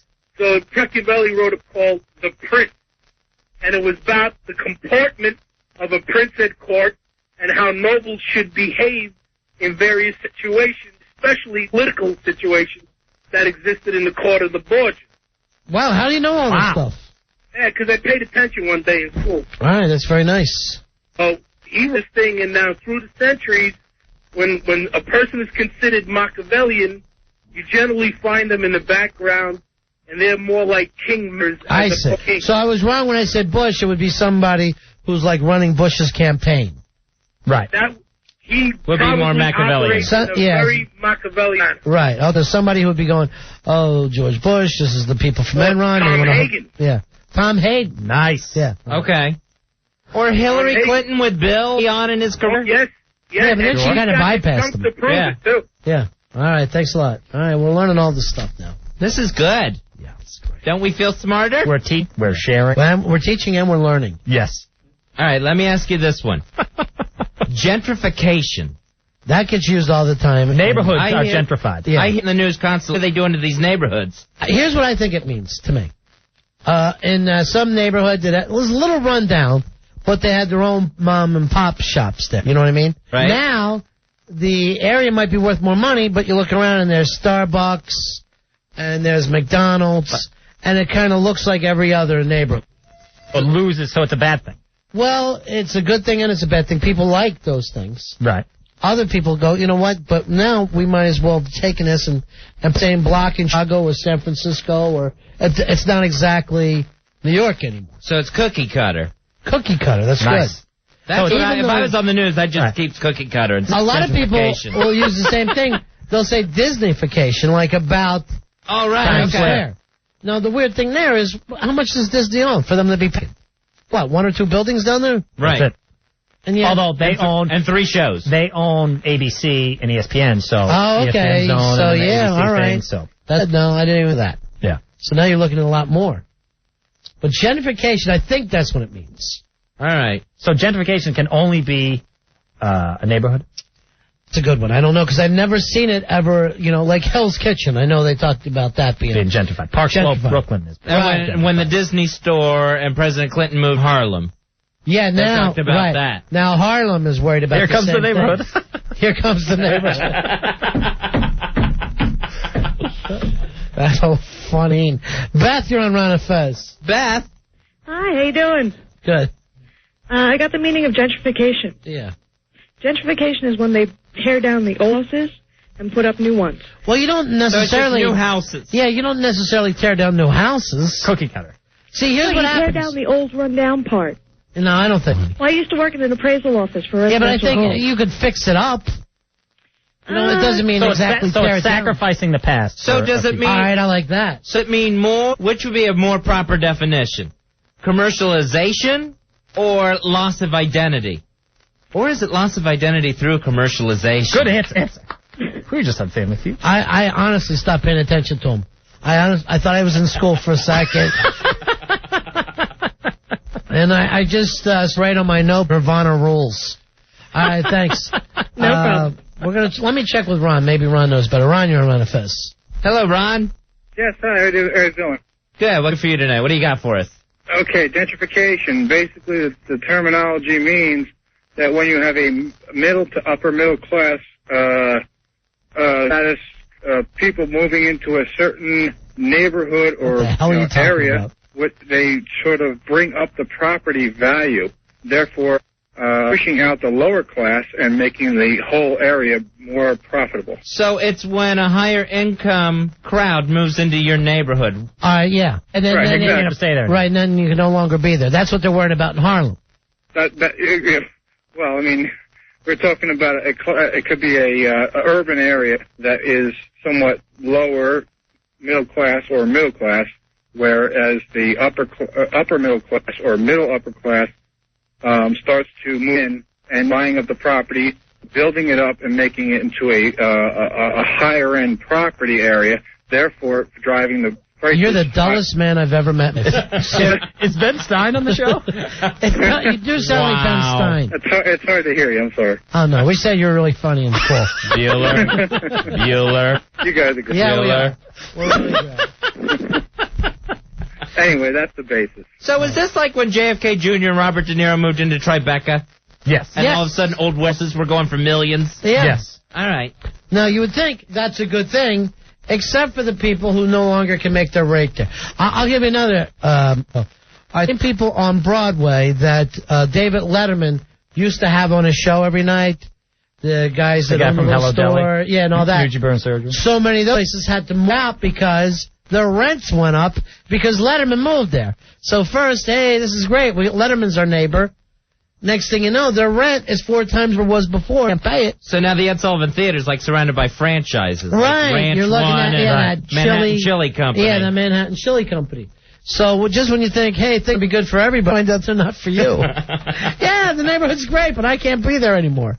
I can't afford to live in this great neighborhood and work here. All right, give Steve up again. Thanks for coming tonight, too, bro. Thanks for having me. Appreciate it. Steve Donovan, Gotham Comedy Club tomorrow night. That show starts at 8:30. Remember, Gotham Comedy Club, located on 22nd Street between 5th and 6th. For tickets to see Steve, give him a call, 212-367-9000. All right. Thank you, boys. We're doing the What are we doing, the Ozzy show pretty soon? Yeah, less than a half away from the big-ass Simulcast of the Osbournes. We really just turned on Ozzy's TV show and talked during it. So it's a waste of time. Thanks for coming in, though, buddy. Thanks, Steve. Nice meeting you. Thanks, Fez. 877-692-1027. We're Ron and Fez. Ron and Fez. 107 WNEW. We're Ron and Fez. Coming up in just a little bit, we'll be doing a big-ass Simulcast. Osbournes on MTV. Turn your TVs to MTV. Turn the volume off on your television and turn up your radio, Ron and Fez. And we'll do the play-by-play for you. Fez, about the whipped cream bikini party we're having tomorrow night. That is tomorrow night. Whippedcreambikini.com is sending in girls. And Claire's, and we're going to have a lunch party. Crazy Claire starts emailing me during the show. What's going on? How come I'm not involved in this? None of our girls. Let's just bring the guys in. Party, Fezzy. It's the guys we know for a little fashion show brought to you tomorrow night by whippedcreambikini.com. All right, Roy, make sure that we're contacting Rooster, GVAC, our new buddy who was the new black girl. I thought we were done with him at Easter. No, this is a different list. Oh. Travis Bickle, Pantera, Danny, of course, Pooter Toot. I want Jeff from Rons.net. Who else we got to have come in? Nice, you got a party going on. Actually, I goofed that up. It's not till You forgot to people? Well, the thing is not going on tomorrow. I screwed the date up. It's a week from tomorrow. Did you already invite people in? Yeah, most of the guys. All right, so Whipped Cream Bikini, the fashion show, whippedcreambikini.com, not tomorrow night, next week? Yeah, the 17th. Is that next day? Yes, it is. All right, so you're completely a week off. Yeah, I wrote the wrong thing down on my calendar. Is it because I said Matty Fridays was coming in? Strength, Lord. Need strength. No, I just mix up. I put it on the wrong date on my calendar. Albert! How did you find... The guy who knows people at the Whipped Cream Bikini told me it's next week, that it's all set up for. The guy who knows? What guy? The guy who knows cream, he just said to us, Ronnie. Matt Devotee, the sales guy. He's the sales guy. He's not just some guy off the street. I said, don't listen to him. He's the account executive. He called me in a panic because thought he screwed the date up. But what about Mikey D? Did you invite Mikey? Yeah, he's invited too, but it's... All right, he says no one invited him. All right, also, get this thing that says, Al's an effing tool. Fire him right now. And that's from Frenchie. Frenchie, who never has anything but nice things to say about people. All right, Al, I want you to call those folks back at Whipped Cream Bikini and say... I'm gay. And then say... I'm gay. Because I'm the gay guy. Well, let's move beyond that, and if you got nothing, you got nothing. Gay love is my thing. I like guys only. When I'm interested in one guy, if he doesn't pay, I'll bang this. Al, is your gayness sabotaging the Whipped Cream Bikini girls from coming tomorrow? Is that what this is? How could you mess this up, Al? Seriously, I don't want... This is not even going to turn into a bit, but... I don't know. When I had it booked, Oh, you're not cut out for the work, right? No, it looks that way a lot, but... And this was another night that we were supposed to have the Onion on the show, and they've been bumped how many times? This is the... That's all? I thought it was like the 4th. I know it's at least... Count again, Al. Yeah, I guarantee it. All right, here's what Frenchie says. Jesus f***ing Christ. Oh, my. What? How the hell do you effing work with him? It was a mistake. Would you just apologize to Frenchie for being an awful person? Well, I don't know why she raised me. I made a mistake. I put it on the wrong date. Not only are you a bad producer, you're really just a horrible human being. Just an awful person. Now, the way I see it, Al Dukes, is if any of these guys that you went ahead and invited go to the trouble of coming in here, you owe them some sort of fashion show, and I'd hear what you'll be wearing tomorrow. That's funny. You should. You should put on a lingerie. You owe somebody a fashion show. And you know what I'll say? You can't come in here to cricket. I'm gay. When I'm interested in one guy, if he doesn't pan out, I'll bang this guy. Is that from your fashion show? You've learned that? All right. Crazy Claire writes, deep down, he really is a scumbag. I want you to know something. These are our friends. I don't know why they didn't feel the need to attack me for no reason. These are the nicest girls in the world. Right. And they can't stand you. 10 about Susan said Al's not gay. People were extraordinarily neat and organized. I am organized. I goofed this one thing up. One?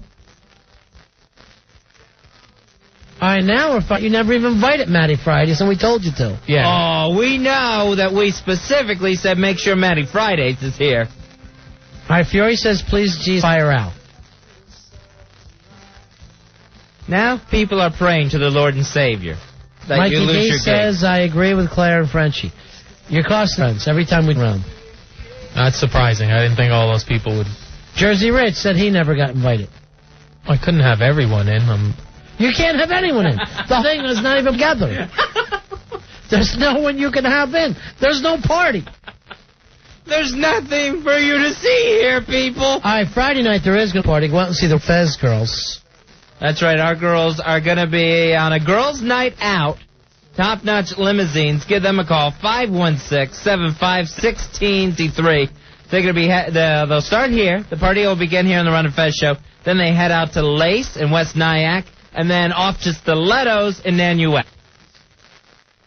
Wow. Unless somehow, Al Dukes, you screw this up. No, it's definitely this Friday. Are you sure? Yes. You sure it's not scheduled for October? No, that's this Friday coming up.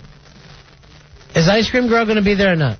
I don't hear from her. I've left numerous business messages saying it's for the show, and she doesn't respond to those either. Numerous business messages. No, I made them like. So I know she wasn't taking my purse calls, but you know what? I'm just going to have Frenchie talk to you for me.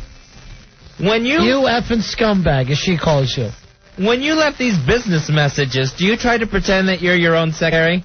Oh, Ice Cream Girl. I'm calling for Mr. Al Dukes. We'd love to have you for Girls' Night Out at least in Stiletto. Please hold. Please hold for Mr. Dukes. He's doing some very important long-distance call from Manhattan. Yes, will you please hold for Mr. Dukes on the Ron and Fez show? Thank you. Awful. Hey, Haas. Hi. Hi, this is Al. Haas, Peter on Ron and Fez. Hello, hey, Haas. guys. How you doing? Yeah. The last time you guys had a fashion show, Al didn't invite anybody either. Happened there, yeah. I don't know. He didn't invite anybody. The old people in studio were Rooster, Chaz, and G-Beck, I think, just because they were picking up a DVD player. That's right. I remember that. I feel like stabbing you in the heart. If he had one. All right, Nurse Myra said Al did this to us last week. He threw a limo party off, but you told them a wrong date on a limo party. That's true. Al, we purposely have taken away 90% of your workload, and you step up. I caught one enough in advance of the limo one. Not for them. Why are you a week off? I think you set your clock too far ahead this some of these ladies weekend. work Friday nights. Yeah, and I were getting off work. That's why when I realized the limo party screw up, I immediately sent them an email. I know these people don't work for us.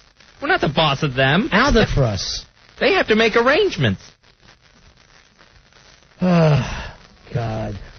It just drives me nuts, Fezzy. Well, it just turns into more work that Ronnie and I have to do from inside the studio. And also, we can't have the kind of fun. We can't ever plan anything. Because it always gets duked up. My Pixie Trick says, Al, you're such a fag. Does anyone ever say good stuff about Al? I never hear it if they do. Now, don't start pouting, because this is your screw-up. Okay, Claire and Frenchie get invited to the limo party. Then they get another email saying you're invited. So furious. They got invited and uninvited? Yeah. To the girls' night out? I have an email. What they do, right on your neck? Yeah, but I had nothing to do with it at the time. What? All right, is tonight your farewell party? Is this tonight your last... No. Is this your last waltz? I'm going to bounce back from this one. All right, Martin Landau says stop. Martin Landau says stop ruining this show. Stop talking about Al. No one wants to hear it. We didn't want to hear it either. He came walking in. We haven't had him in all night. Yes, we were playing something that was going to go on tomorrow that doesn't exist. Don says the only thing Al Dukes is qualified is for sipping D's. He should be a Catholic priest, not a radio producer. That's right. What are official duties again? There's D-sipping. You're left with that. Tic-tac counting. And balding.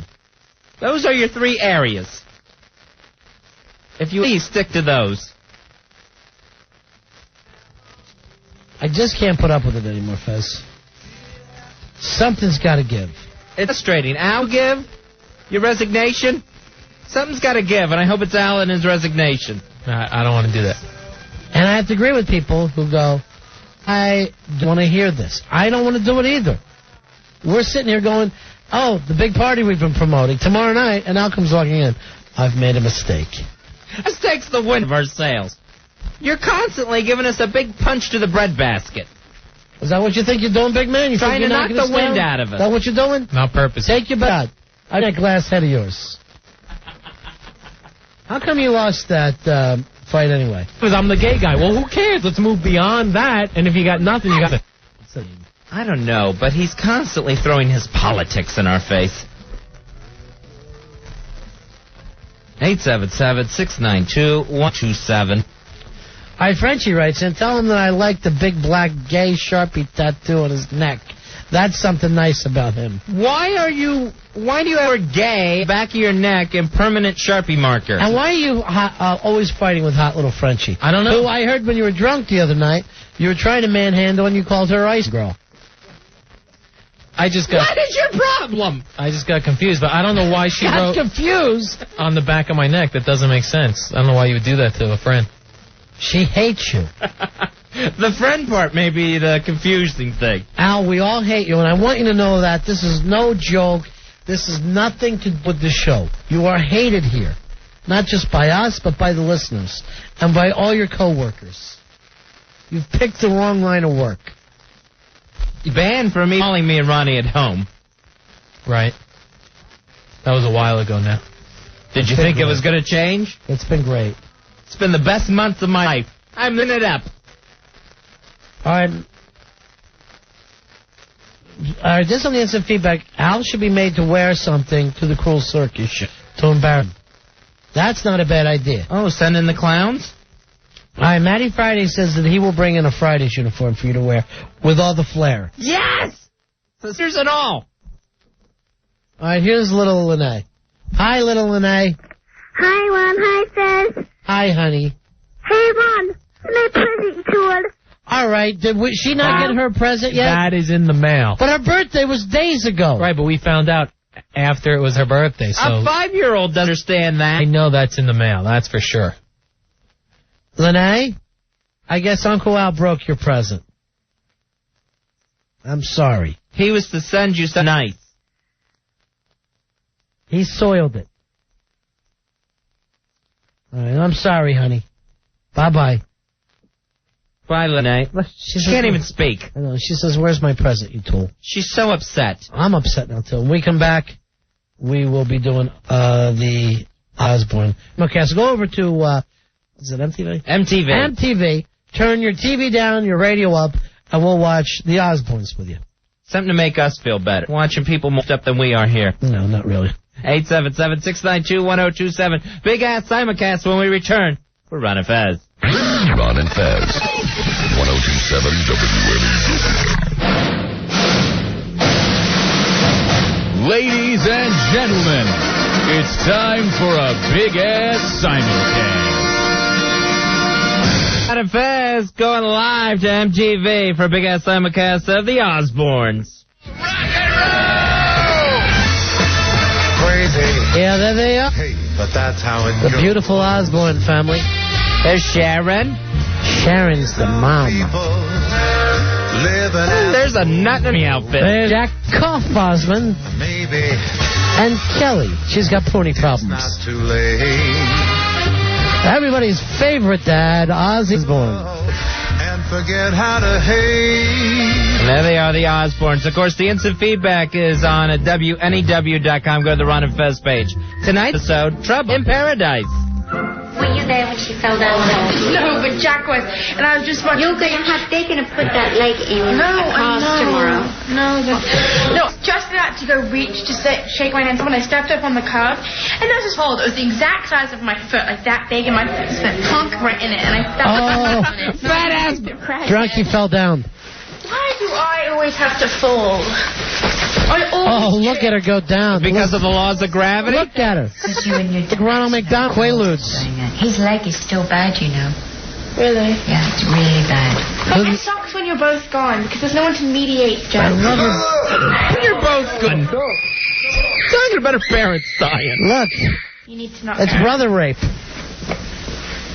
I have to Where are you going, Terry? go home to Houston to see my husband. My husband. He always does the baby talk. My husband. Dimbledorf. Uh-oh, back in Texas? This is where he once whizzed on the Alamo. They're doing the stupid cow thing that we did here years ago. And I hated it. I think they're doing bulls. Like there's a difference. All right, there's Ozzy. Ozzy, his first word. Now his daughter falls. His leg hurts. That's how bad a shape he's in. It's like she's a voodoo daughter. Leg. All right, pull your sleeves up, Ozzy. Oh, God, that's tattoos. Ew. His favorite pants. You've been sleepwalking and fallen down. And He only wears those pants. Houston, we have a problem. A fat girl keeps falling down. Jack Osbourne's internet porn. Why? You're not ready yet. There's his nanny. Right. Put your sockies on. He's got a record. Put your sockies on. He's 17. Like nanny to Melinda, she thinks wipe my ass, put me to bed, tuck me in. Oh my gosh! I'm 16 in 6 days.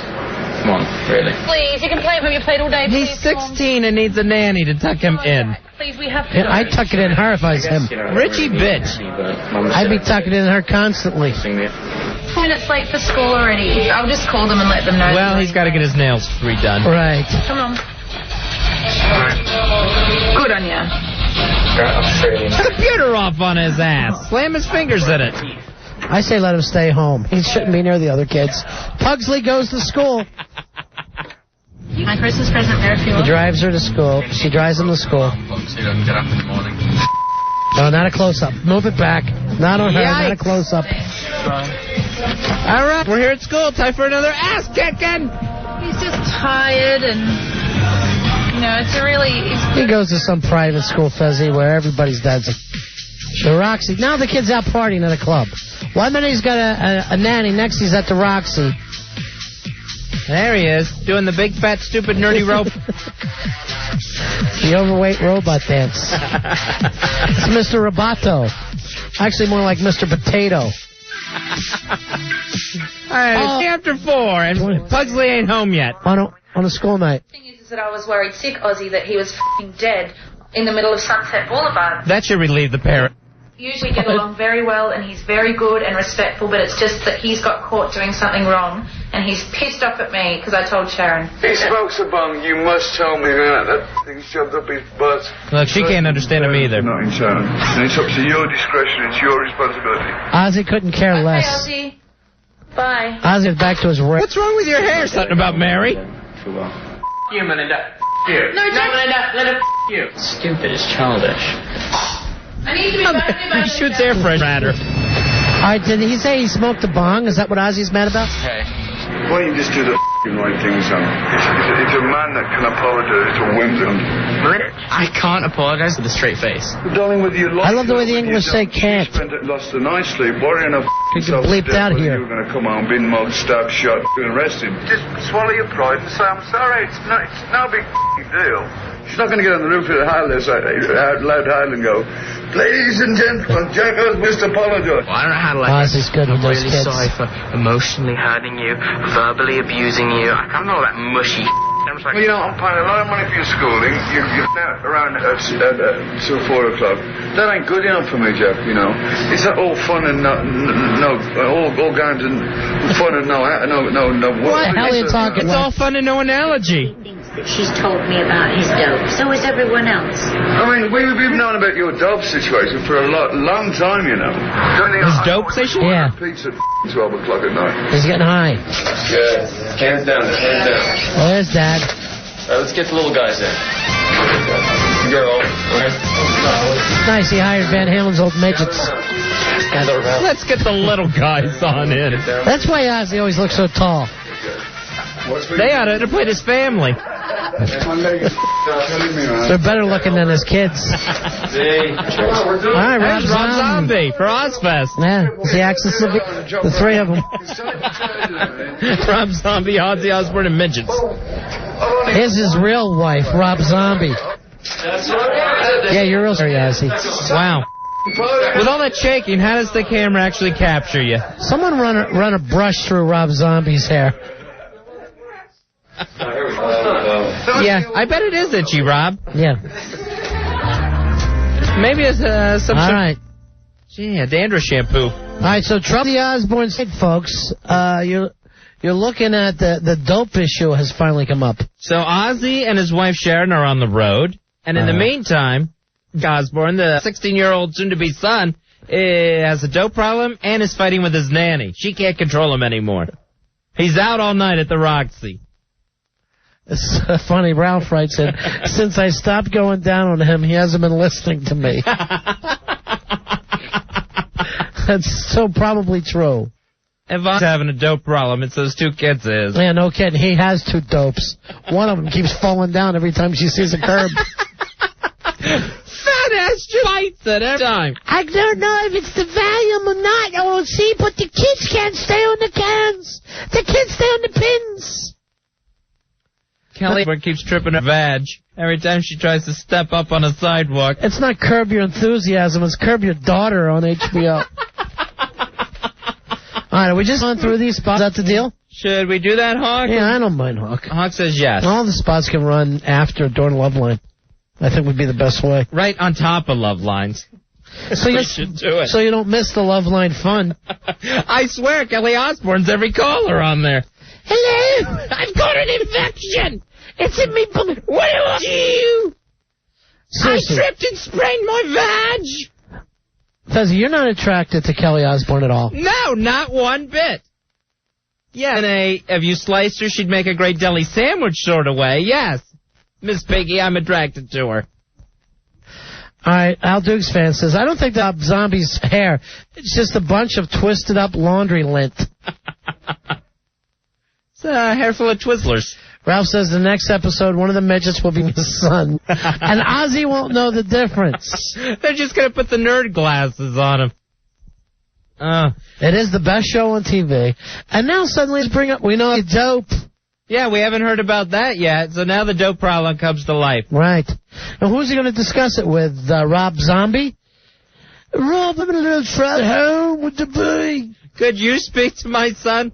It's like on the Brady Bunch. They would bring in Don Drysdale. Right. Ozzy brings in Rob Zombie to talk kids. Rob Zombie is like the only man in the world that can stand next to Ozzy and make Ozzy look attractive. Hey, Rob, why don't you and I go out picking up chicks together? What do you think? You always get the pretty ones, Ozzy. By the way, the instant feedback up and running at WNEW.com. Yeah, so you can watch along as we enjoy the Osbournes. And make your comments to the instant feedback. All right, this is the instant feedback. Ozzy would be better off adopting Robert Downey Jr. as a kid. He'd have less trouble with him. The kid is sitting there 14 minutes late from school, online. On his computer, won't get in the car. And all night he comes home 20 after 4. Just living it up at the Roxy. And he's not quite 16. They actually have no control. And the weight's becoming an issue. Let's face some facts. Yeah, the weight. You know, maybe you should be doing speed, if anything. Put the pot away and get some... And that blonde woman has to tuck him in. Yeah, the nanny. And, you know, before you feel sorry for her, she's probably making about $140 a year. Oh, yeah. That's why she's diming him out. You know, it's not like she's going to, you know, just go along with the kid and let him do whatever he wants. She's not losing that cushy gig. Yeah, sure. They found a nanny to understand Ozzy. If she was smart, she'd get pregnant and get some money from Ozzy. And say Jack did it. I'd say Ozzy did it. I was changing his sheets and got impregnated by one of his batches. Now pay me. I'm carrying your granddaughter. Can that actually happen? I don't think so. I think once it's out and it's hit the coal. All right, on the instant feedback, it also says, my kids have to be home from the Viper Pit by 10 o'clock on a school night. The son's way to the radar because his sister is Stave Puff with pink hair. Mulder, that's... She looks like one of those snowball pastries. She is not Stave Puff and care. She's adorable. I'd be with her in a heartbeat. Ozzy now has to get home and pay for that sidewalk she landed on. The club's suing him. All right, we're back to the Osbournes on MTV and Ron and Fez. There's Ozzy on stage, the only place he could ever be happy. Uh-oh, this segment's entitled Break a Leg. And the whole family does. Uh-oh, Iron Man, who would have thought? You're not scaring us with your arthritis, old man. Really painful. They're still doing the leaps and bounds, you know. Let me hear your flow, sisters. Hey, sister, go, sister, soul, sister, flow. What is Ozzy doing? She says, don't do any jump. Yeah, you're David Lee Roth. You're leaping in the air, Ozzy.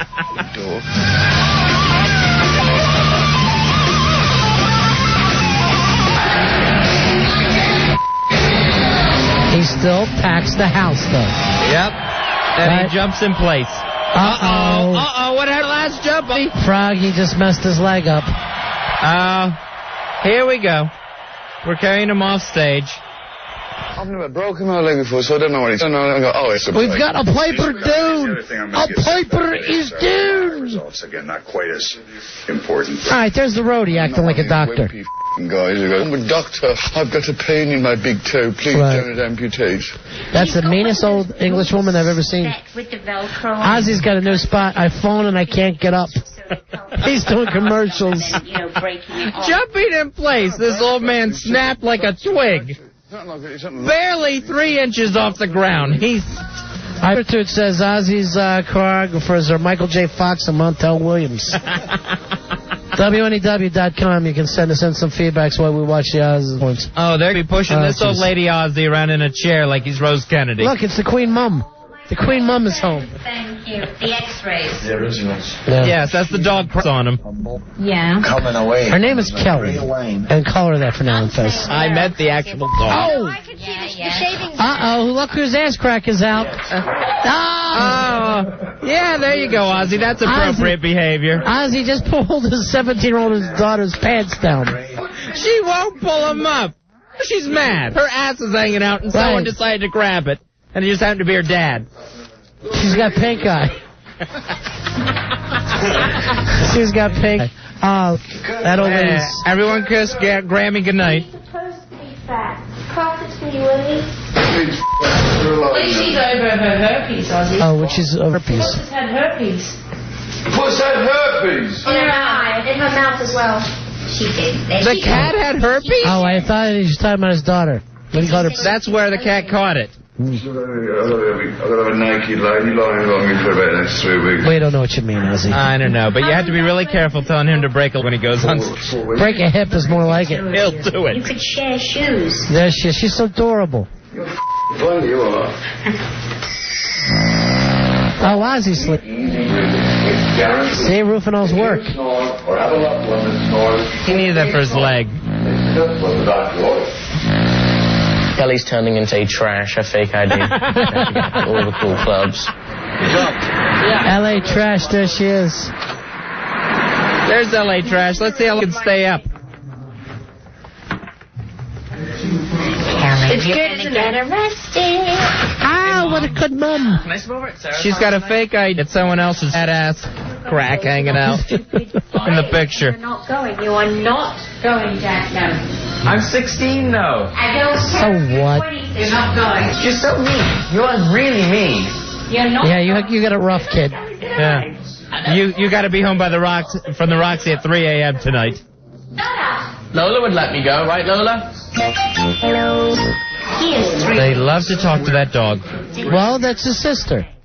Not that dog. Oh, so. This time off, I mean, I can't say I'm not a doctor, but if after 2 weeks he'll go and have another MRI, they'll see if... If we chop his leg off, can we continue the doctor? He is G-money to us.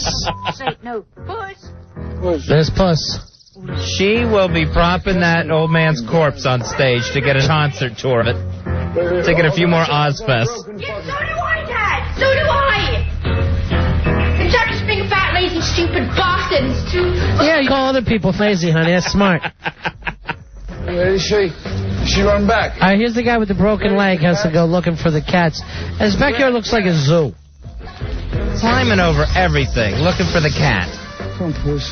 Well, he really came down on the son about the dope problem, huh? Yeah, that was quite the right. He was red. Luckily, Dad can't remember. I'm going to batter the thing over the with my walking stick. I'm going to bat the effing thing into the air with his walker. All right, Rich said get more money, then why don't they put water in the pool? She's coming down there. She's coming down there. At his age, this is how Ozzy's chasing puss. She's got so many cats. She's coming. It's the actual cat. Sharon! Uh-oh. Calling for Sharon. Now, Ozzy's in his own yard. Right. He should have blazed the trail. He can't fight his way back. He thinks he's a great adventure. Cats. He's stuck in a tree. She won't come out. Call the fire department. Ozzy Osbourne's stuck in a tree. Ozzy, why do you give a damn that a cat is in the yard? Die out there. That cat just let him have it. But nobody else will get Very interesting, but stupid. He's already shot. Only effing fans are giggling at that. The 35 pluses just fell down. Where you been to last night? I slept over at Jordy's house. Have you ever any... Is that the rock mover? You did lying sack of No, I didn't. You're smoking that evil bun. No, I You're didn't. smoking the evil bun. This is an intervention. Yeah. Careful, don't knock that down and break his brain cell. I don't know. Ozzy just keeps hugging you and yelling in your ear till you promise to quit doing drugs. I'm going to go do crack in the dark alleyway. My house is like a revolving door. It's like the after-hours nightclub. I'd like that to stop because I'm lying in bed and there's pinball machines rattling until 5 in the morning. Excuse me, English. Could you speak it? Now, what's Fat Ass doing in a cab? She broke her leg, too. The whole family broke their leg the same week. Her name is Kelly. Oh, he's trying to eat the dog. Look at these little Beverly Hill white punks on walking naked around the house. There's Flipper. What? Did he get in bed with Jack? Jack the bass sound. I'm going to smack your bottom. We have to try and talk to them. It's like one continual party. But the games are over. Look at that full house. Party because it doesn't work that They're way. treating it like a speakeasy. And they are just stinking it up. All right, we'll take a short break. We'll come back for the editing. It's Osbournes from the Fez. Ron and Fez, 1027 WNEW. Ron and Fez here to tell you about Sam Adams. It's what the Osbournes like to have at their house. They love it. That's why Kelly got a fake ID. Oh, say, can we have some more Sam Adams, darling? Sam Adams? Disney revolutionaries in the war. Sam Adams. Sam Adams, America's best tasting beer. It is. It's the finest beer, and I'm sure Ozzy enjoys some. We're on. Here's a radio show we're doing right now. We just sit and watch Ozzy, and everybody's enjoying the Sam Adams. You can enjoy one at home. Yeah. And we watch TV together. Enjoy the big Simulcast. Expect a Sam at your side. Trust me, you'll... see the Sam Adams is good enough. Enjoy the Sam Adams, and you'll actually start to understand what the Osbournes are saying. It was Ozzy. I take one and hit myself in the head with it. He'd never feel it. Anything to put me out of that misery of my family. Sam Adams, be a better beer drinker. Drink a better beer. Sam Adams, it's America's world-class beer. Ron and Fez, 1027 WNEW. Ron and Fez back with the Osbournes. What? Sean, will you keep the curfew up? It's a family meeting. Forever. Forever. Bollocks. Come on. They're setting up a curfew for the kids. The other room. Look, do you tell me this? Do you think it's right that night after night after night you both go out late, you both party, and there's no structure? We've got no structure. We've got to work to. You're the mother. Set it up. We have to come to some kind of agreement about.